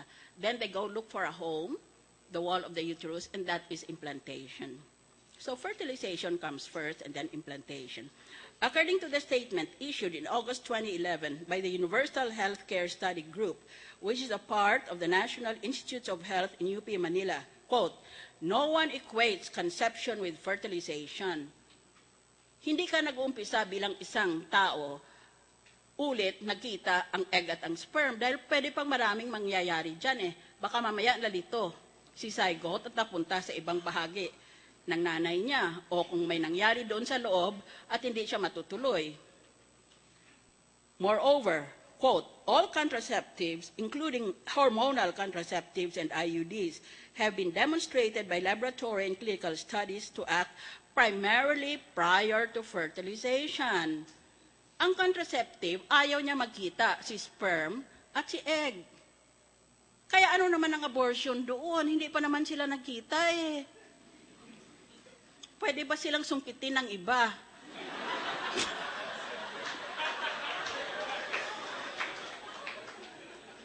To summarize, conception begins only after fertilization, but there is no precise scientific definition of the precise moment when the set of cells can be called human. Defining a specific time frame is simply not realistic at this time. During this stage of our evolution as a civilization, maybe in the future we'll be able to do it. This is the logical fallacy of affirming the consequent, meaning it confirms the consequent in order to prove the antecedent. It is also the fallacy of amphiboly, meaning the fallacy of ambiguous construction. The fallacy of population imperialism. It is claimed that the U.S. needs widespread access to the mineral resources of less developed countries like the Philippines, but population pressure and the anti-imperialist attitudes of the youth stand in the way of the American hegemony. During my time here, we were always participating in demonstrations before the U.S. Embassy because we were so anti-imperialistic. Even until now, that is still the prevailing mood or the zeitgeist here in UP, I believe. During my time, you not only had to be a student leader, willing to stand on top of a jeepney and speak through a megaphone, you also had to be a very fast runner because when the policemen started to hit you with the clubs, you had to run as fast as you could. Therefore, according to the anti-RH group, births in certain countries in the Philippines should be limited, and the RH bill is just a form of U.S. imperialism.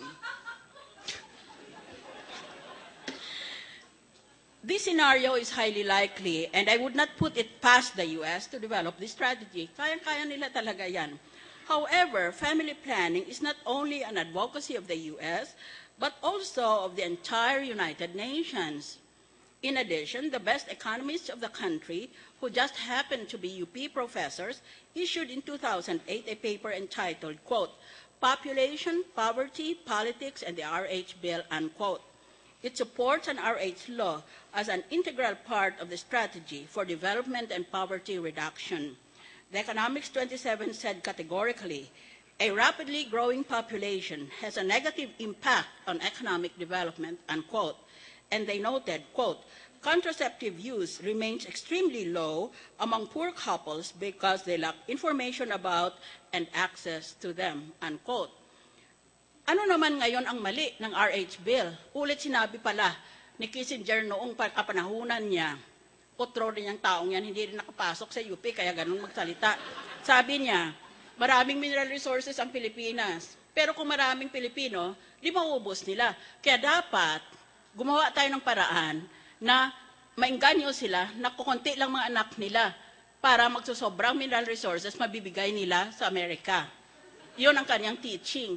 Well, not only the Philippines, but also a few other countries. Eh, kasalanan ko ba? Parang scrambled eggs yung isip ni Kissinger na yon. Ano naman ang relasyon niya sa mahirap na nanay na may buntis? He wants Filipinos, according to that theory, to remain limited in population. Conversely, he would want the Americans to have an expanded population until the whole planet is populated by Americans who look like him.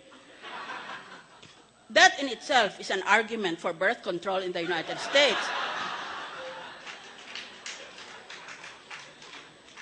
To demonize lower population growth because the U.S. advocates family planning for developing countries is a logical fallacy.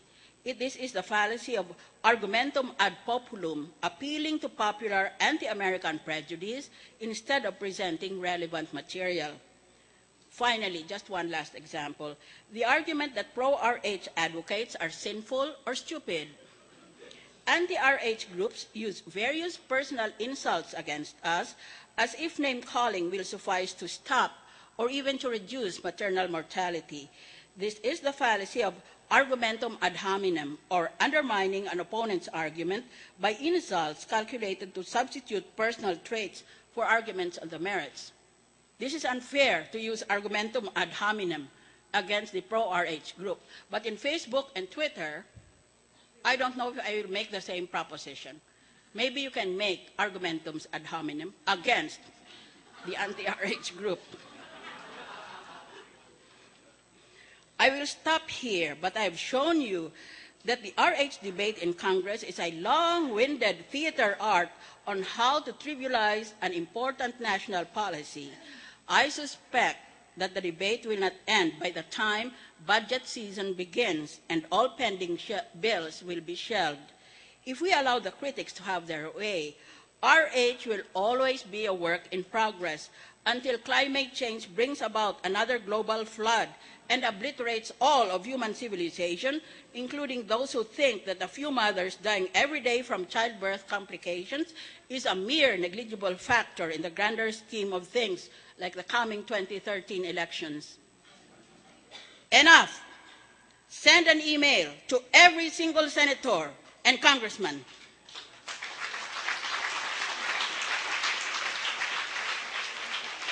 Tell him you're watching. Say, I am watching you, you son of a bitch.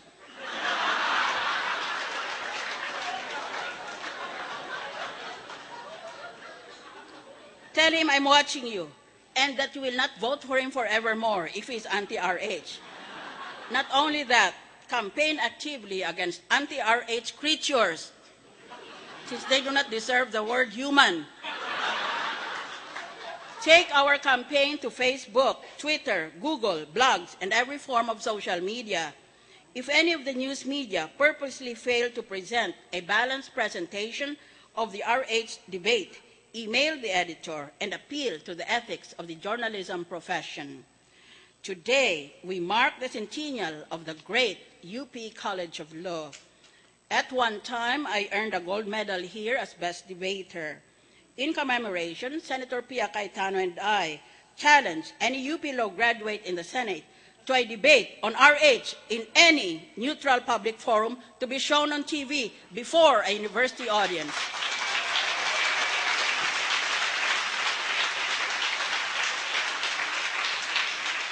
Let the young people decide the social legislation of this country. There is a mother of 7 in a hovel in a squatter's area near you. She's old beyond her years. Her eyes are dimmed by despair. She is undernourished, and so are her children.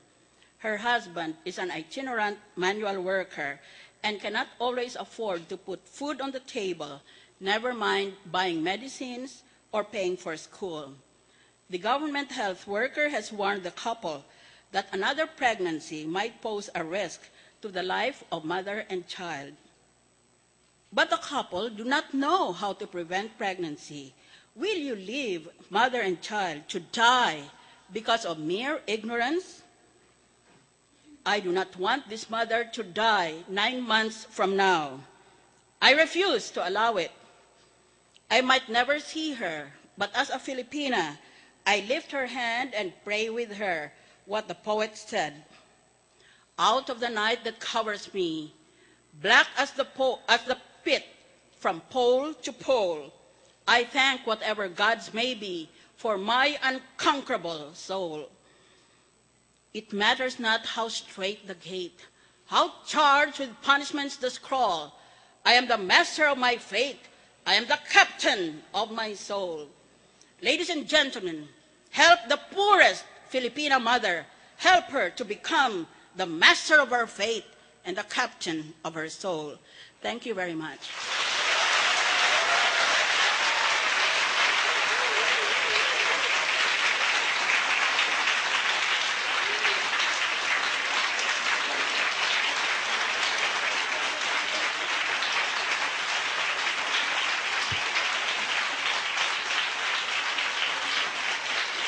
With the permission of Professor Beth Pangalangan, may I please request the TV crew to come forward here on the stage, since they previously requested me for an opportunity so that they can televise you for tonight and show you raising your hands in favor of RH. Staff,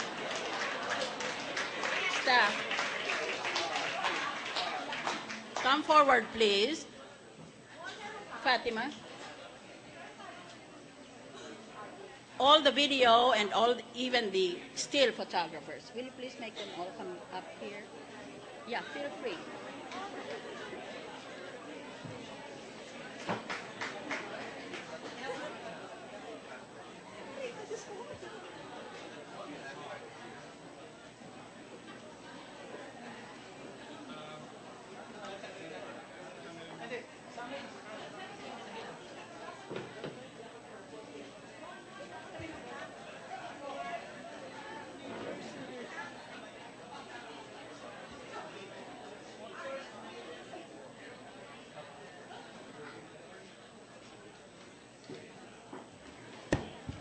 Igagalaw ba ito?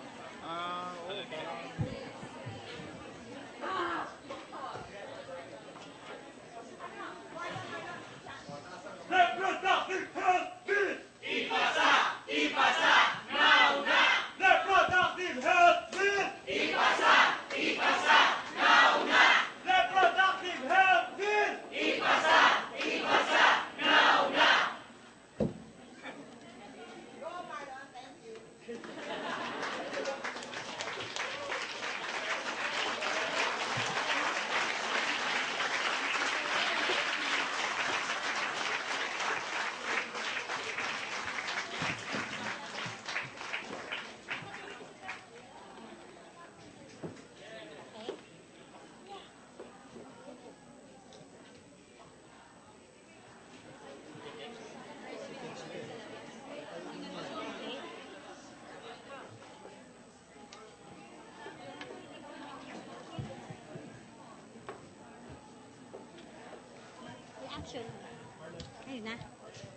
Okay. Reproductive health bill! Ipasa! Ipasa! Now na! Reproductive health bill! Ipasa! Ipasa! Now na! Okay, thank you very much. Thank you, media. May we now proceed with our program. Thank you, Senator Defensor Santiago. You truly never disappoint. Thank you, ma'am. And can we just request the president of every student council And can we please request the president of every student council who is here or outside to come to the stage, and Senator Pia and I will have a photo opportunity with you. The president or other representative of the student council, could you kindly call the names of the universities?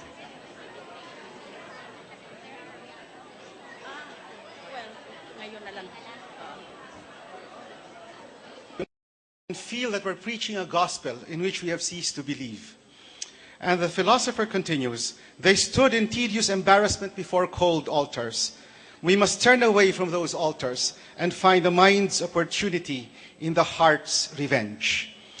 And what I propose to do this morning is to find both that opportunity and that revenge, both for the mind and the heart, in 4 ideas that our speakers presented. The first, and I'm so glad that Senator Santiago raised this, is the distinction, ma'am, between the vertical and horizontal enforcement of human rights. And this is very important. Vertical means protecting human rights from violations by the state. Horizontal is protecting human rights from violations by peers, by other private citizens. And the first, under the Constitution, right to privacy. There are 2 kinds of privacy in this context, decisional and spatial. Decisional is the decision of husband and wife on what to do within the confines of their bedroom and how to do it. In the words of Professor Miriam Santiago, it is the primacy of conscience which must rule when we deal with that of the marital bedroom. And a leading example of such a vertical violation is the unlamented Ayala Alabang Ordinance, number 1, known as the Protection of the Unborn Child Act, in which they require pharmacists, they require a doctor's prescription, let us say, to buy a condom. And the pharmacy is required to record the date of the prescription, the name of the doctor, etc., and to keep a record in a separate, and these are the words, a separate register book for abortives and anti-conceptionals. That is an example of a vertical violation of human rights because it is committed by a government entity.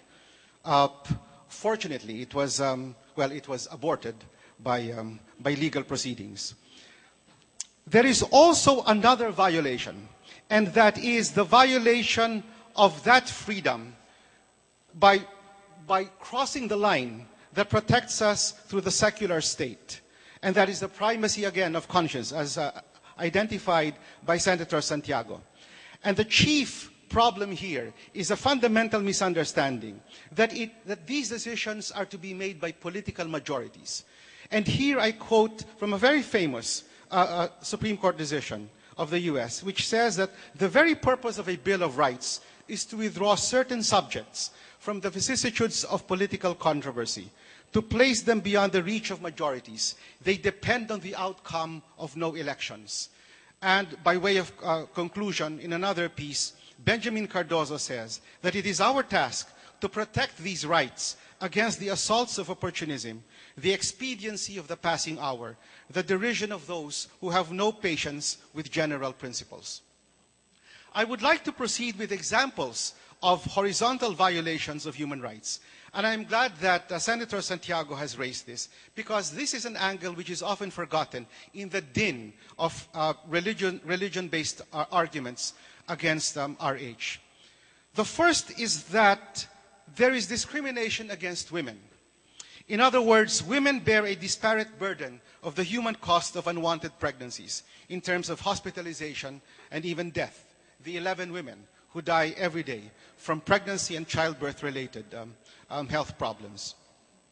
And it is this total disregard for the mother, for her health and for her life, by those who preach kindness and love that I really find perplexing. Senator Pia Cayetano also offers to us the example, the importance of adolescent reproductive health education, because there are invisible victims in the suppression of access to RH information, as an entire society willfully looks the other way in callous indifference to teenage pregnancies and victims of sexual abuse.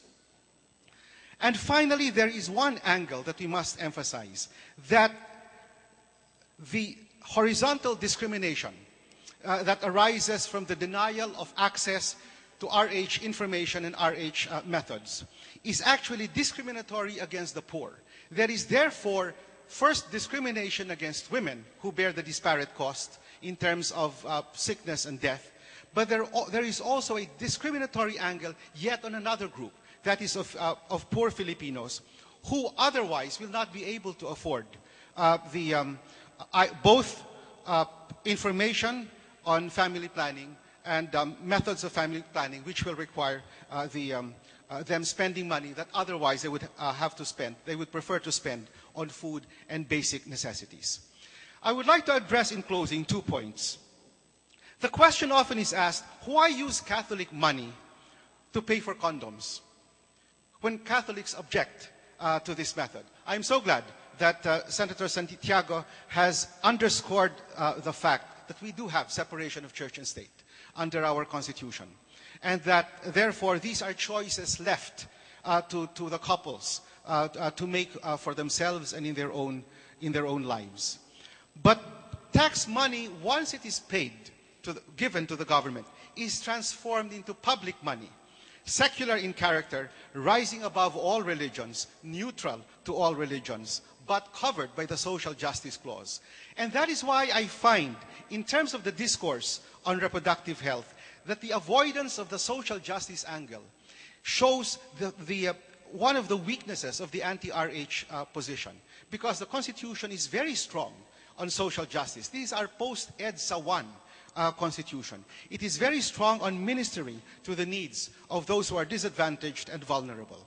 And the total denial of the impact, of the disparate impact of none of the anti-RH position on women and on the poor runs right squarely against the social justice guarantee. For those of you who are just visiting our college, and for those of you who come here every day, you might have noticed the words chiseled outside our wall. It is from Oliver Wendell Holmes, and I read it, and so I say the business of a law school is not sufficiently described when you merely say that it is to teach law or to make great lawyers. It is to teach law in the grand manner and to make great lawyers. That is actually a quotation from a longer speech, and it is often misunderstood because the grand manner refers to the teaching of the law in the context of history, in the context of human aspirations, and in the context of the social problems that we face at this given moment. There is a subsequent paragraph which says, I feel that the bar has done its full share to exalt that most hateful of American words and ideals, smartness.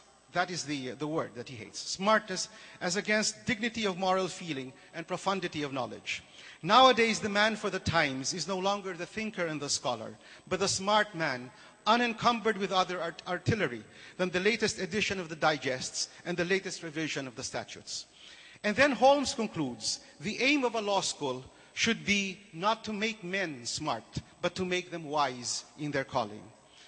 As a law professor, I thank from the bottom of my heart our two senators, both alumni, for returning to their intellectual home and for taking a stand against the tide of religious opinion and by their own lives showing our students the grandest examples of lawyers who are wise in their calling. Thank you.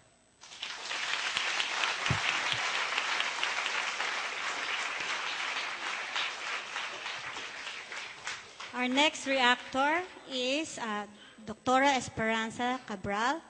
She was the former Secretary of Health and Secretary of Social Welfare and Development, and she's now a Senior Policy Advisor of the United Nations Population Fund. Let us welcome Dr. Cabral. Thank you. Thank you. Magandang umaga sa inyong lahat. I am not going to belabor the points that have been raised this morning. I know that you are all itching to have a say about the RH bill. I just want to ask you young people, how many of you were sat down by your mothers or fathers and said, son, daughter, it's time to talk about the birds and the bees? Raise your hands. All those whose mothers or fathers gave them their sex education. I see very few hands raised. I take that to mean that the rest got their sex education from other than their parents. In which case, the argument that our parents should be the ones to give us our sex education doesn't hold any water, because neither your parents nor mine were brave enough to talk about this topic with us. And we got to know about sex and reproduction from sources other than them.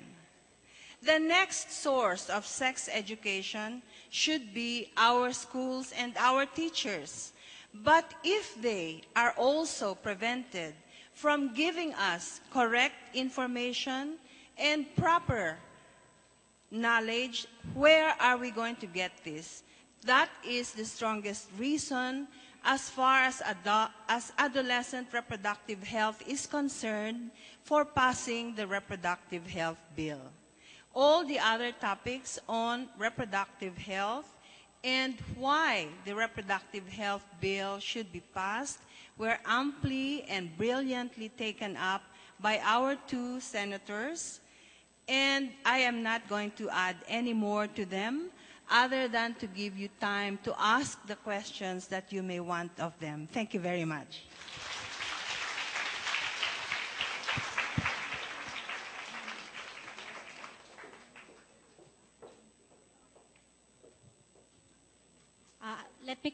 Let me call on Professor Bombi Sunga, who shall moderate.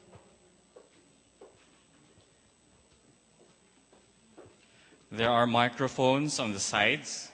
For those interested in asking questions, please state your name and organization or institution as you ask your question. Questions may also be written on sheets of paper and submitted to me. We may start with the first question.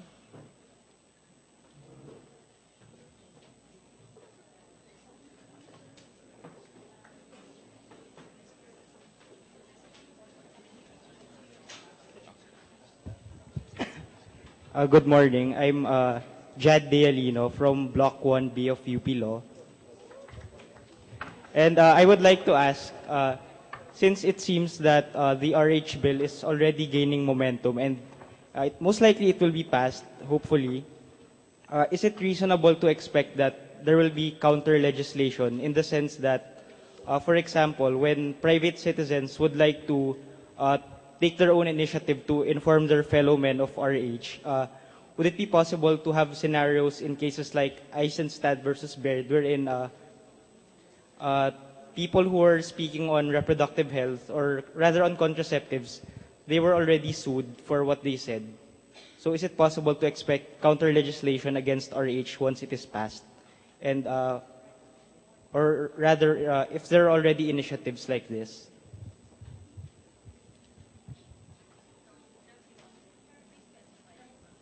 Is there any particular person to whom you would like to address your question? None in particular. Is there anyone from among the honorable speakers who would like to respond? Well, I can tell you now that another measure was filed. This is the rights of the unborn child. And on its face, you know, of course, we all want to protect the rights of the unborn child. But it appears to me, because I already had an initial hearing, that this really is a countermeasure being pushed by the anti-RH group to basically block the RH bill. So that is one possibility. And I'm quite certain that there will be many more. Ma'am, so would it be possible that when there are such conflicting legislations, if they are eventually passed, how would this be dealt with? Well, a lot of it also depends on the...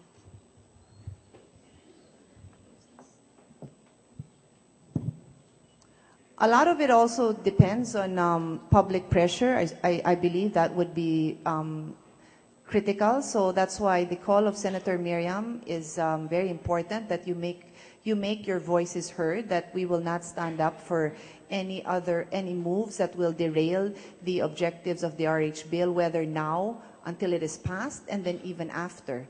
So I'd like to think that the consistent stand also of the President matters, and then beyond the 6 years that people are vigilant about enforcing these rights. Thank you for that question. We will now hear another question. Yes, you may proceed. Lelo Claudio po from Akbayan Youth. Unang-una po, pasasalamat sa mga senadora natin. Ang haba po ng pasensya nyo sa Senate floor kahit paulit-ulit na po yung mga tanong. Nakadalo po ako kahapon nang in-interpellate si Senator Pia ni Senator Enrile at ilang oras pong inabot at nakangiti pa rin po si Senator Pia. Yung tanong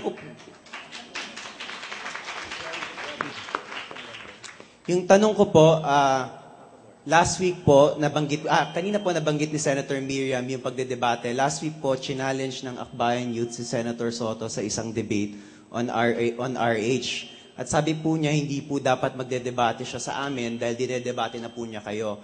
At insulto po sa inyo na debatihin ang kabataan. Tinatanong ko po sa inyo kung okay lang po ba sa inyo na i-share namin si Senator Soto na kami naman po makapagdebate sa kanya. Hindi naman po sa hindi kayo magaling, napakagaling niyo po. Nagpapaalam lang po kami sa inyo kung okay lang sa inyo yon. At kung pwede niyo pong i-endorse yung aming request na debatihin naman po kami ni Senator Soto dahil masakit na po ang sinasabi niya tungkol sa mga ina namin. Actually, Senator Miriam patted me on the hand just now and gave me the go signal to tell you that we number one is you're free to debate with whoever you want to debate, and you don't need our permission. We are happy that all of you are going to take up the cudgels for RH bill. You don't need our permission, and neither do you offend us in any way by debating with any of our colleagues. Yes, there's another question. Good afternoon, if it's already past 12. I am Patrick Sanchez of the University of Santo Tomas. I'm a second-year political science student. And I would like to ask, because I have to admit, I'm an anti-RH bill, but not entirely. Because in one sense, the RH bill is meant for good. We all see that. We all believe that the RH bill is there to help. But unfortunately, let us give the person asking a question a chance to complete his question. I would like to ask about the facts of the future. How can we be sure that the RH bill can secure a good future? Because, as we know, we are all intelligent people here. Maybe not me, but I'm just a simple person asking this question. But there are people who will abuse it, I'm sure. No rule, no law, no policy is ever immune to abuse. For instance, even the time of Marcos, he declared martial law. He wanted to help secure the Philippines become a better state, but it ended up in abuse. How can we be sure the RH bill will not end up the same way? We know that we will educate the people about it. But unfortunately, I don't like the idea of the fact that we're going to use the government's money on giving condoms. Yes, it's true that we spend too much money on other things like military, all these weapons, giving cars to the bishops. But I have to ask, what are the possible futures and how can we prevent this abuse? You introduce yourself by saying that you are basically anti-RH. We welcome you because we always welcome free speech in a democracy. The more we hear from you, the better we shall be committed to our own position. And I was going to say, since you are anti-RH, Heart Evangelista, go and talk to him. Thank you. I will answer your question now. You're asking, my friend, for perfection in a law. You are saying, give me an assurance that the RH bill, unlike all other bills passed in all other countries, will turn out to have a perfect result in the future, immediate or far future. There is no such guarantee. There is always a prospect of abuse. If you pass any law in anywhere on earth, there is always a possibility of abuse. The only question that we should face at this time, since we are imperfect beings, we cannot hope to be perfect in our human undertakings. The only issue we should ask at this time is, are we helping the poor Filipinos? It's a yes or no answer. You want to help the poor? Then support RH. You don't want to help the poor? You want to pay obeisance to certain people who claim that they have a direct line to God, then oppose this bill. But I shall tell you, when I took my master's degree in theology, my professor, who was from Holland, said to the class at the first day, "Who of you have talked to God?" Some of the nuns raised their hands, and our professor said, "If you have been talking to God, I suggest that you should drop out of this class and go to the nearest psychiatrist." Yes, I totally agree. But as we know, yes, the church did lots of wrong during the past and until now. And I have to tell myself this. Because, yes, I don't support the RH, but I also want to support the poor. Because if we support the poor, if we support everyone, there won't be any problems. But the RH seems to have some conflictions in my mind. Call me crazy, but I still don't like the idea of condoms being given out to the poor immediately. Then you're a conflicted individual, my friend. I agree, not really, but of course, that is my side. Thank you very much. The courage of the gentleman in asking the question is noted and made of record. Let us proceed to the next question.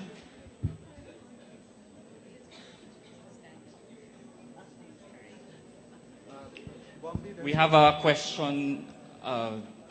Let's see. There was a lady raising a hand here.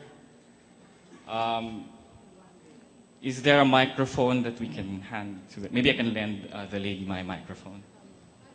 And then we will proceed to the gentleman on the side. This is not really going to start out as a question, but it's going to end up as a practical question, because what the gentleman said bothers me. Not because he said it, but because there are only males standing up and asking the question. You women, you young ladies have two models of warriors there. This is where you are going. Okay? And the question to them is, what can we do now? Me, because I work in Batangas. My name is Sandra Hammett.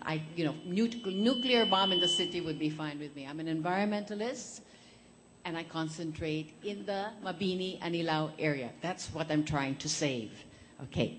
Now, so of course, my kababayan there, because that's where I vote, they're from the province, and interesting discussions about this RH bill. For me, there can be many groups, there are many advocates here, men, women, and with all due respect to the men who are supporting this, it is you women that must rise up. Men have nothing to say about it till they get pregnant. And you're right. Ask these ladies, who do we attack in the Senate now?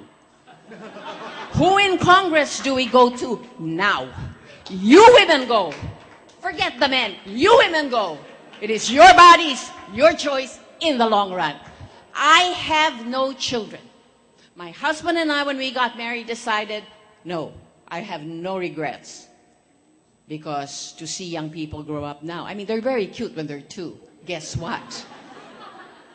Guess what? At the age of 15, Senator Cayetano, you know this already. At the age of 15, oh, problems. There's one young lady from Miriam who's not here, interesting, the Miriam people, because that's my alma mater. Her concern was the age where information's going. So there's information going out that, ooh, all this information under 16, that's kind of scary. Like why? If your 16-year-old, you have educated them, decides to go out and have sex, like maybe you might at the age of 17, is it okay for them to be pregnant? So ask the question, you women. Who are those that we need to go to? And maybe you have the list. Who should we attack? I'm willing to lead my barangay. Are you willing to go and talk to every woman you know to write? Come on, women. Look at the models you have. This is where you have to go. Your body, your choice. Okay?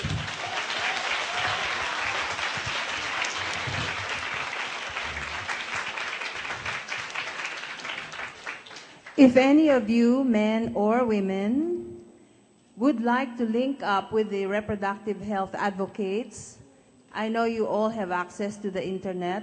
Please go to the Reproductive Health Action Network website, as well as the Likhaan website. And from there, you can get contact numbers, and you can participate in all of the activities of the reproductive health advocates. On your own, certainly, you can write your congressmen, you can write your local chief executives, expressing your support for reproductive health and for the passage of the Reproductive Health Bill. Let us move on to the next question from the gentleman. Hi, I'm JB Angles from the College of Social Work and Community Development. So I'd just like to ask, well, some people say that the Philippines has one of the best laws in the world to be passed in law, but thanks to our senators. But somewhere along the way, the implementing agencies somehow forget these laws. So if HB 4244 and Senate Bill 2865 will be passed, what can be done so as the law would not be forgotten?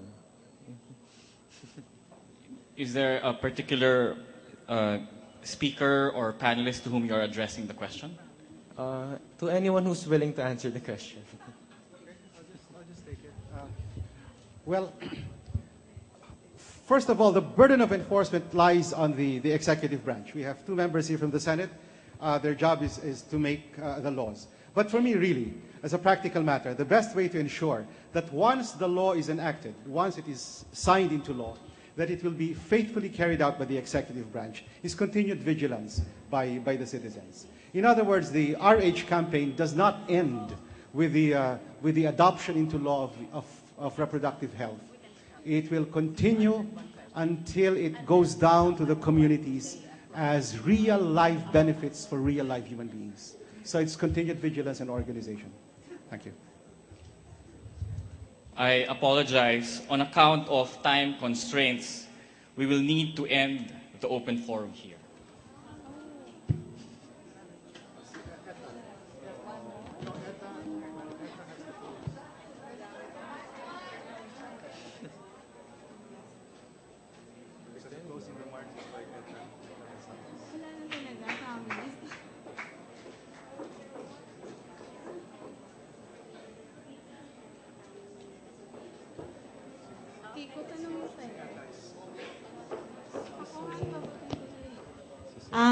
To close our program, we will now call on Professor Beth. Oh, we'll have another day for this. Hopefully, we'll find more time to discuss the issues involving in this reproductive health bill. Professor, last 3 questions. It's way past 12:30. Okay. I have to call on Professor Sunga.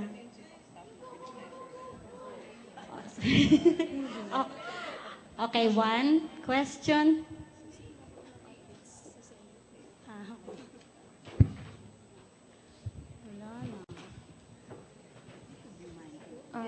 Good morning. I'm Benazir Ching from Miriam College, taking up international studies. So on the issue of access to information in RH, will this also include access to information and sexual rights, such as sexual orientation, gender identity, or for instance, other issues that revolve around the issue, like for instance, masturbation or the like. So we learned in our school that the UN recently passed a resolution on such social issues. So my question is, will this include access to information like this? Like I mentioned, thank you for that question. The law is quite general, although we did specify issues, related to gender, sexuality, responsible teen behavior. So this is meant to be a guide for the executive department, and that would be the DepEd and DSWD in formulating good programs. Now, the challenge is for all of us to be vigilant in ensuring that we come up with very strong and good programs, because again, you will expect opposition. Any mention of the word sex, any mention of the words like masturbation, is really not allowed in this society. I don't know who allowed you to speak. So seriously, and I truly agree that these are important subject matters, but you will certainly have to fight for the right for people to be educated and to use these terms without malice in the sense of uplifting people and helping them understand. I know that there are many private schools, even Catholic schools, that address these issues, and I think that's wonderful. But I fear that if I even mention those schools, baka biglang ipasara sila. No? So it is happening in the private sector in many Catholic schools, but again, that is where society can come in and make sure that these guidelines we put in the law would be put into action. Okay, last two questions. Who would be the lucky... Oh, biglang dumami. Last two questions, yung naka-purple, nagtaas siyang una. At saka kailangan babae daw. Yung nasa likod niya. Okay. Magandang tanghali po for Senator Miriam Santiago yung question ko. Pero magkokomento lang po ako ng maikli dun sa unang tanong, no, kanina ng taga-UST. Hindi po ako nag-aral sa UST, pero lumaki po ako sa mahirap na komunidad. At para po sa aming mga mahihirap, tingin namin ang RH Bill ay pro-poor na panukalang batas. Insulto po para sa aming mga mahihirap na ituring ang RH Bill bilang isang anti-poor policy o na hindi tumutugon sa mga mahihirap na pangangailangan. Yung tanong ko po, Senator Miriam, saan po sa Konstitusyon sumusuporta yung reproductive health education, particular dun sa mga kabataan? Kasi nung binabalikan ko yung Philippine Constitution, laging the rights of the sa section ng the rights of the child ay puro parents. The parents shall take care, blah, blah, blah, the minors, etc. So medyo hindi ko po siya ganun nakuha. Kung talagang ang karapatan ng naming mga kabataan, lalo na sa reproductive health education, ay embodied dun sa Philippine Constitution. Maraming section iyan. Pero ang pinaka-importante sa tingin ko is the public right to know in the Bill of Rights of our Constitution. The right of the people to information on matters of public concern shall be recognized. That is the most relevant provision with respect to the provision of information on reproductive rights. Any other question? Are you done? No, ma'am. May follow-up question po ako. Sa matagal na debate, laging pinagtatalunan yung difference between birth control and population control. So, baka para lang po dun sa ibang hindi pa nakakakuha kung ano ba talaga yung ibig sabihin nito, pwede pong pakipaliwanag. Oo. Kasi natakot tayo palagi. Yan ang ayaw ko sa debate namin, takutan eh. Sabi daw nila, ang birth control na ina-advocate naming dalawa ni Senator Pia, kamukha na rin ng population control. Unfair naman yon dahil ang population control, ibig sabihin ang Estado o ang gobyerno ang pinanggagalingan at meron siyang hidden agenda kung bakit siya mag-population control. Halimbawa, nung panahon ni Hitler, nag-population control siya sa mga Jews dahil gusto niya patayin ang mga Jews in the belief that they were an inferior form of human beings and only Germans or white Anglo-Saxon Protestants should populate the earth. Yun ang paniwala niya. Kaya gusto niya patayin lahat ng mga Jews. That would be population control. Or sometimes, nung days ng imperialismo, pag merong colony ang isang imperialist country, gusto niya ilimit ang population ng country na iyon. Or sometimes gusto naman niya palakihin yung population because it could be a source of cheap labor for the homeland. Kaya ang population control, ang ibig sabihin, ang puwersa ng Estado o ng gobyerno, ang ginagamit, may pilitan. There is coercion, sometimes there's even violence. Ang birth control naman ay tungkol lang sa karapatan ng isang tao, ng nanay. Dahil nanay lang naman ang nabubuntis. Kung meron kang alam ng lalaki na nabuntis, pakisabi lang dahil... Kaya ito, karapatan ng babae na mamili siya. Gusto niyang manganak o hindi ayaw niya. Ako noon nang nagdo-doctorate ako sa Amerika, I was a member of zero population growth. I believe that no one should be born anymore and everyone should just die. But I changed my mind. Anyway, karapatan ng babae, whether to have children or not, and if he wants to have children, how many ang gusto niya, ano karaming anak ang kaya niya na makita niyang nag-graduate sa college na malusog sila and they are leading optimal lives. Ganon.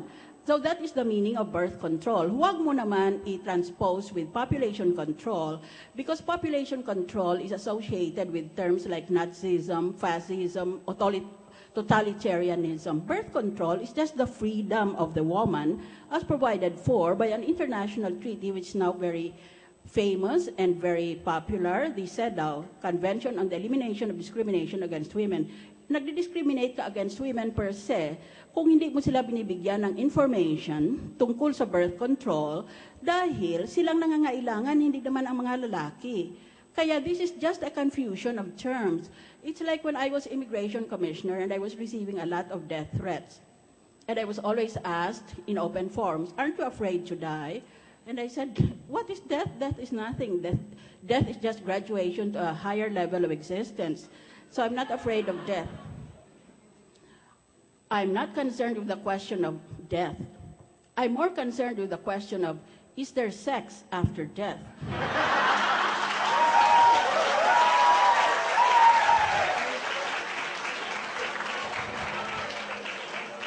I studied this night after night after night dahil papatayin daw ako. So, is there sex after death? And my considered answer was, yes, there is sex after death, but you cannot feel anything.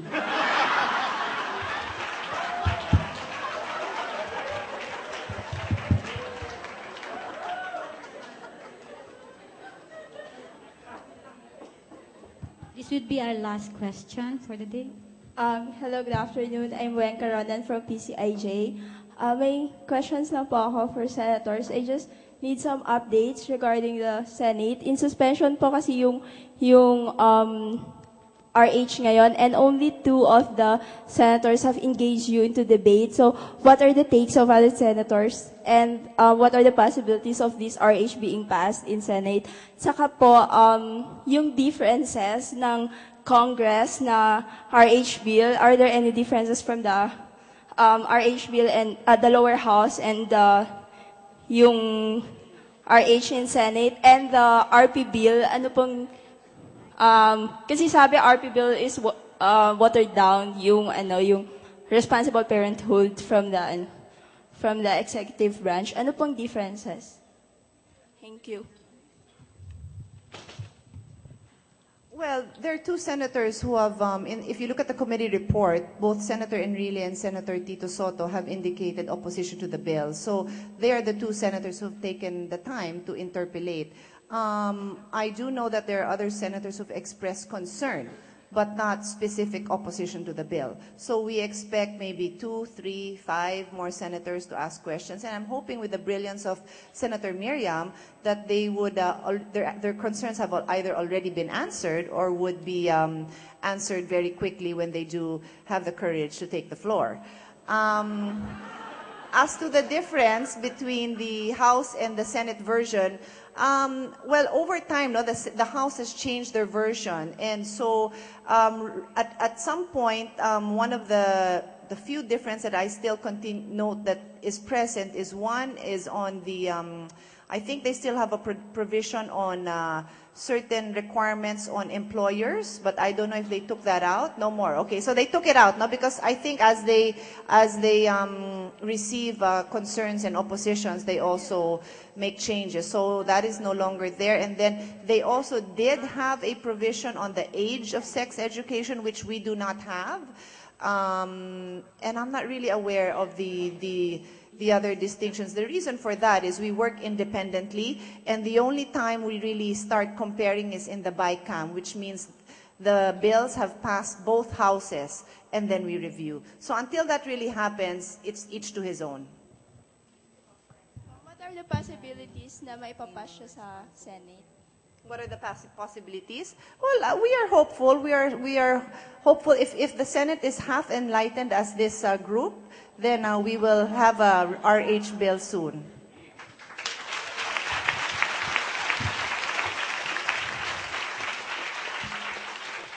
Thank you for all of your questions. Now I have the honor of introducing Chairman Etta Rosales, Chairperson of the Human Rights Commission of the Philippines. She is Chair of the Southeast Asia National Human Rights Institutions Forum, Chair Emeritus of the Akbayan Citizens Action Party, former member of the House of Representatives from the 11th to the 13th Congress.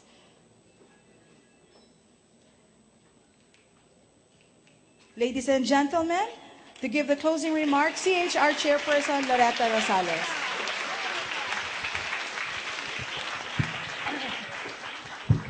Thank you so much, Beth. In behalf of the Commission on Human Rights, thank you for allowing me to give the closing remarks, although I think it's a bit anticlimactic. I would have rather listened to more witticisms from this Senator Miriam Santiago. By the way, if you realize it, the Philippine coalition, to which I belong, along with Raul, no, are actually supporting the position that Senator Santiago will one day be a member of the International Criminal Court as one of the judges. So let's give her a big hand.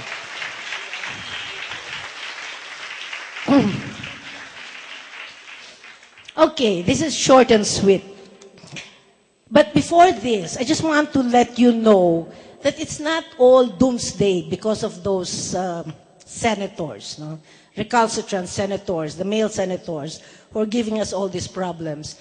Actually, even some male politicians, believe it or not, politicians, can come out to be supportive. One good news happened yesterday, and I just want to give you this. Beth Pangalangan and I, the Commission on Human Rights, and Junice of Likhaan have actually been working closely together to repeal an onerous Executive Order 003 by the former Mayor Lito Atienza. You remember him?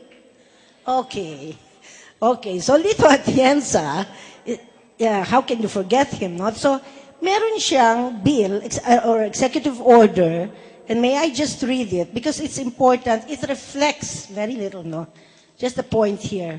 Sabi niyang ganon, sa Maynila daw, nung panahon na mayor siya, the city promotes responsible parenthood and upholds natural family planning, not just as a method, but as a way of self-awareness in promoting the culture of life, while discouraging the use of artificial methods of contraception like condoms, pills, intrauterine devices, surgical sterilization, and others. So this is how the Manila people lived their lives during the time of Mayor Lito Atienza. When he was gone and Mayor Lim took over, the onerous Executive Order 003 remained intact. Nandun pa rin siya. So Professor Beth Pangalangan, and Likhaan, and everybody else started working on the possible repeal of this onerous Executive Order. Because eto na yung groundwork, eto na yung on the ground. Wala na yan doon sa mga debate sa Senado. Eto na yung nangyayari. 6 hospitals of Manila were prevented from access to information with respect to the reproductive health care. Were prevented from accepting condoms. There are 59 health centers in Manila. Hindi pinapayagan ang ganitong klaseng pag-aaral at impormasyon. So ang ginawa namin, the Commission on Human Rights, Beth came to us and told us about this. So we rushed to the mayor, Mayor Lim. Kinausap namin si Mayor Lim, no? Likhaan was there, Junice was there, and we gathered the barangay women and the barangay leaders. Ito na yung on the ground. So, nag-usap-usap kami, nag-discuss kami. So, si Mayor Lim, sige, tingnan natin kung ano magagawa namin. You can never expect Mayor Lim. I mean, he's not the kind of a person you'd imagine who'd be advocating for reproductive rights and reproductive health, di ba? So, si Mayor Lim, basta ko niyan pulis, gano'n ang diba? Yun ang concept ko kay Mayor Lim. I used to fight him when we had these rallies against the US bases noon. No? So that's why I remembered Mayor Lim. Pero kinausap namin siya noon. That was last February. Ngayon, I forget Dr. Romualdez. Oh, there he is, over there. Huh? Yeah, Dr. Romualdez plays a very crucial role here. So after that, nito lamang, yesterday, we finally went and voila, we had a substitute executive order that was the reverse, that is the reverse of this Lito Atienza's executive order, done by Dr. Romualdez, and then Beth Pangalangan, and Likhaan, and the Commission on Human Rights. Yan? And we went to Mayor Lim. Tapos sabi ko kay Mayor Lim, meron na po kaming substitute dito sa executive order ni Lito Atienza. Ano po ba ang masasabi ninyo? Aba naman, simple lang ako, sabi niya. Ako, para sa akin, di naman tayo magdidikta dun sa mga paniniwala nila. Kung may religious belief sila, pabayaan mo sila.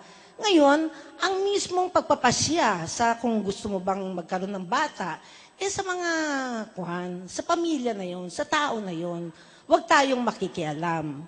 Opo, tama po yun. I am in full agreement. Meron lang po akong gustong idagdag, sabi ko kay Mayor Lim. Ano po bang gusto niyo idagdag? Sabi niya, ang idadagdag ko lang po, choice, tama po yan, choice yan ng pamilya, choice yan ng babae.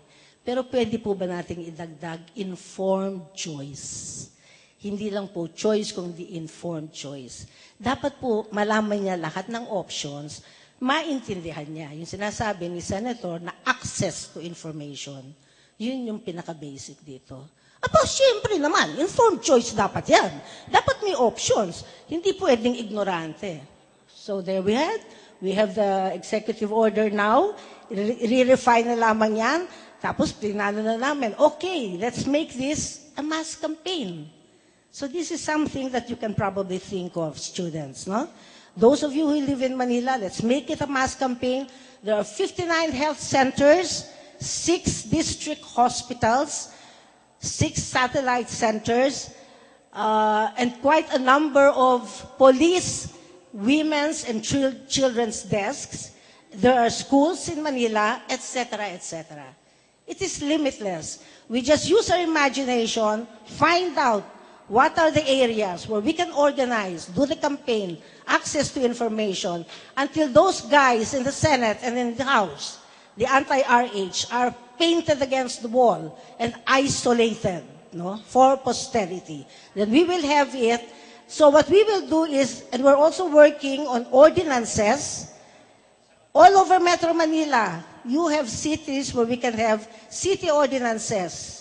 In Aurora, in the different provinces. So we can make it a mass campaign. And now let me end up with my little short speech. Because the past few months made us witnesses to impassioned debates.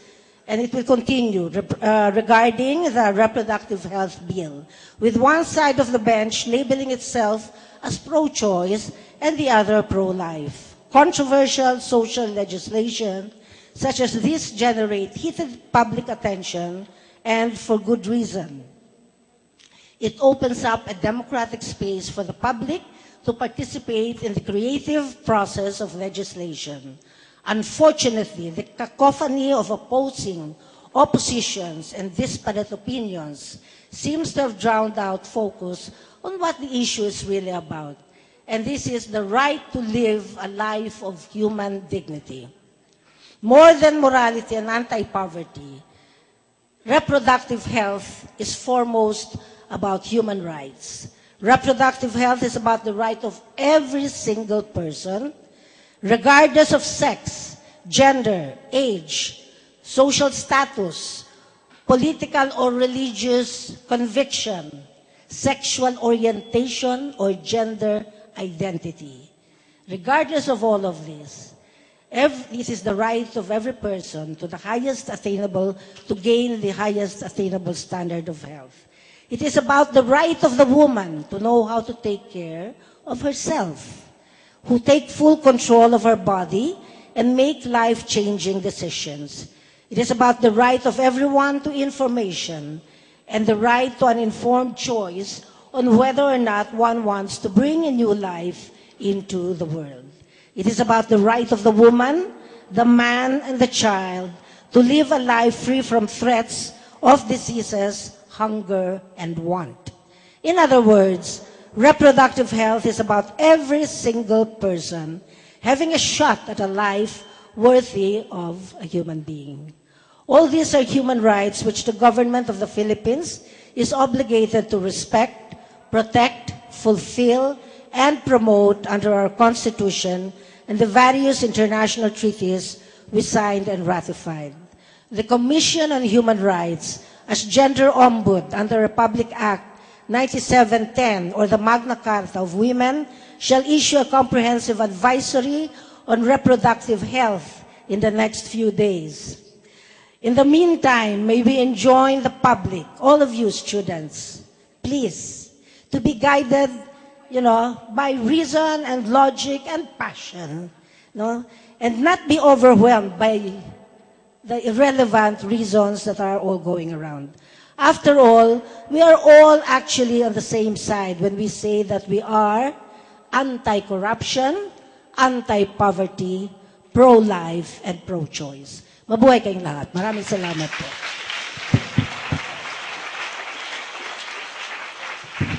Thank you, Commissioner Rosales. May we ask Commissioner Rosales to stay on stage for the presentation of the tokens and ask our guest speakers and reactors to come forward so that our research associates will give you the IHR tokens, flowers, books, and the UP Law Centennial Medallion.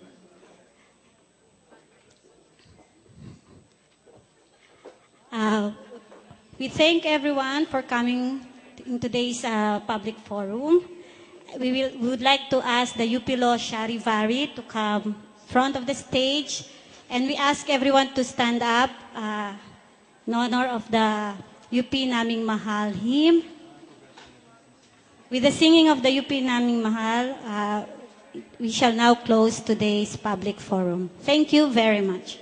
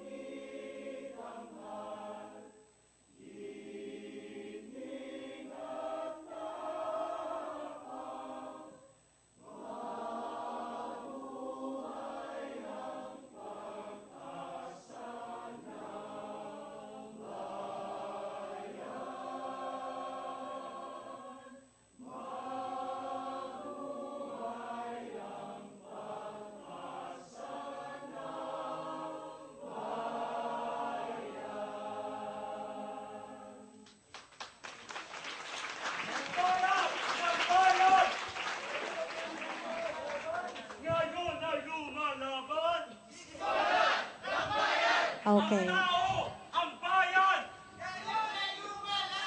Okay. Okay. We will have our photo opportunities with the good senators. We will call on the colleges and schools here. Okay lang. Senator. So we'll start with Ateneo.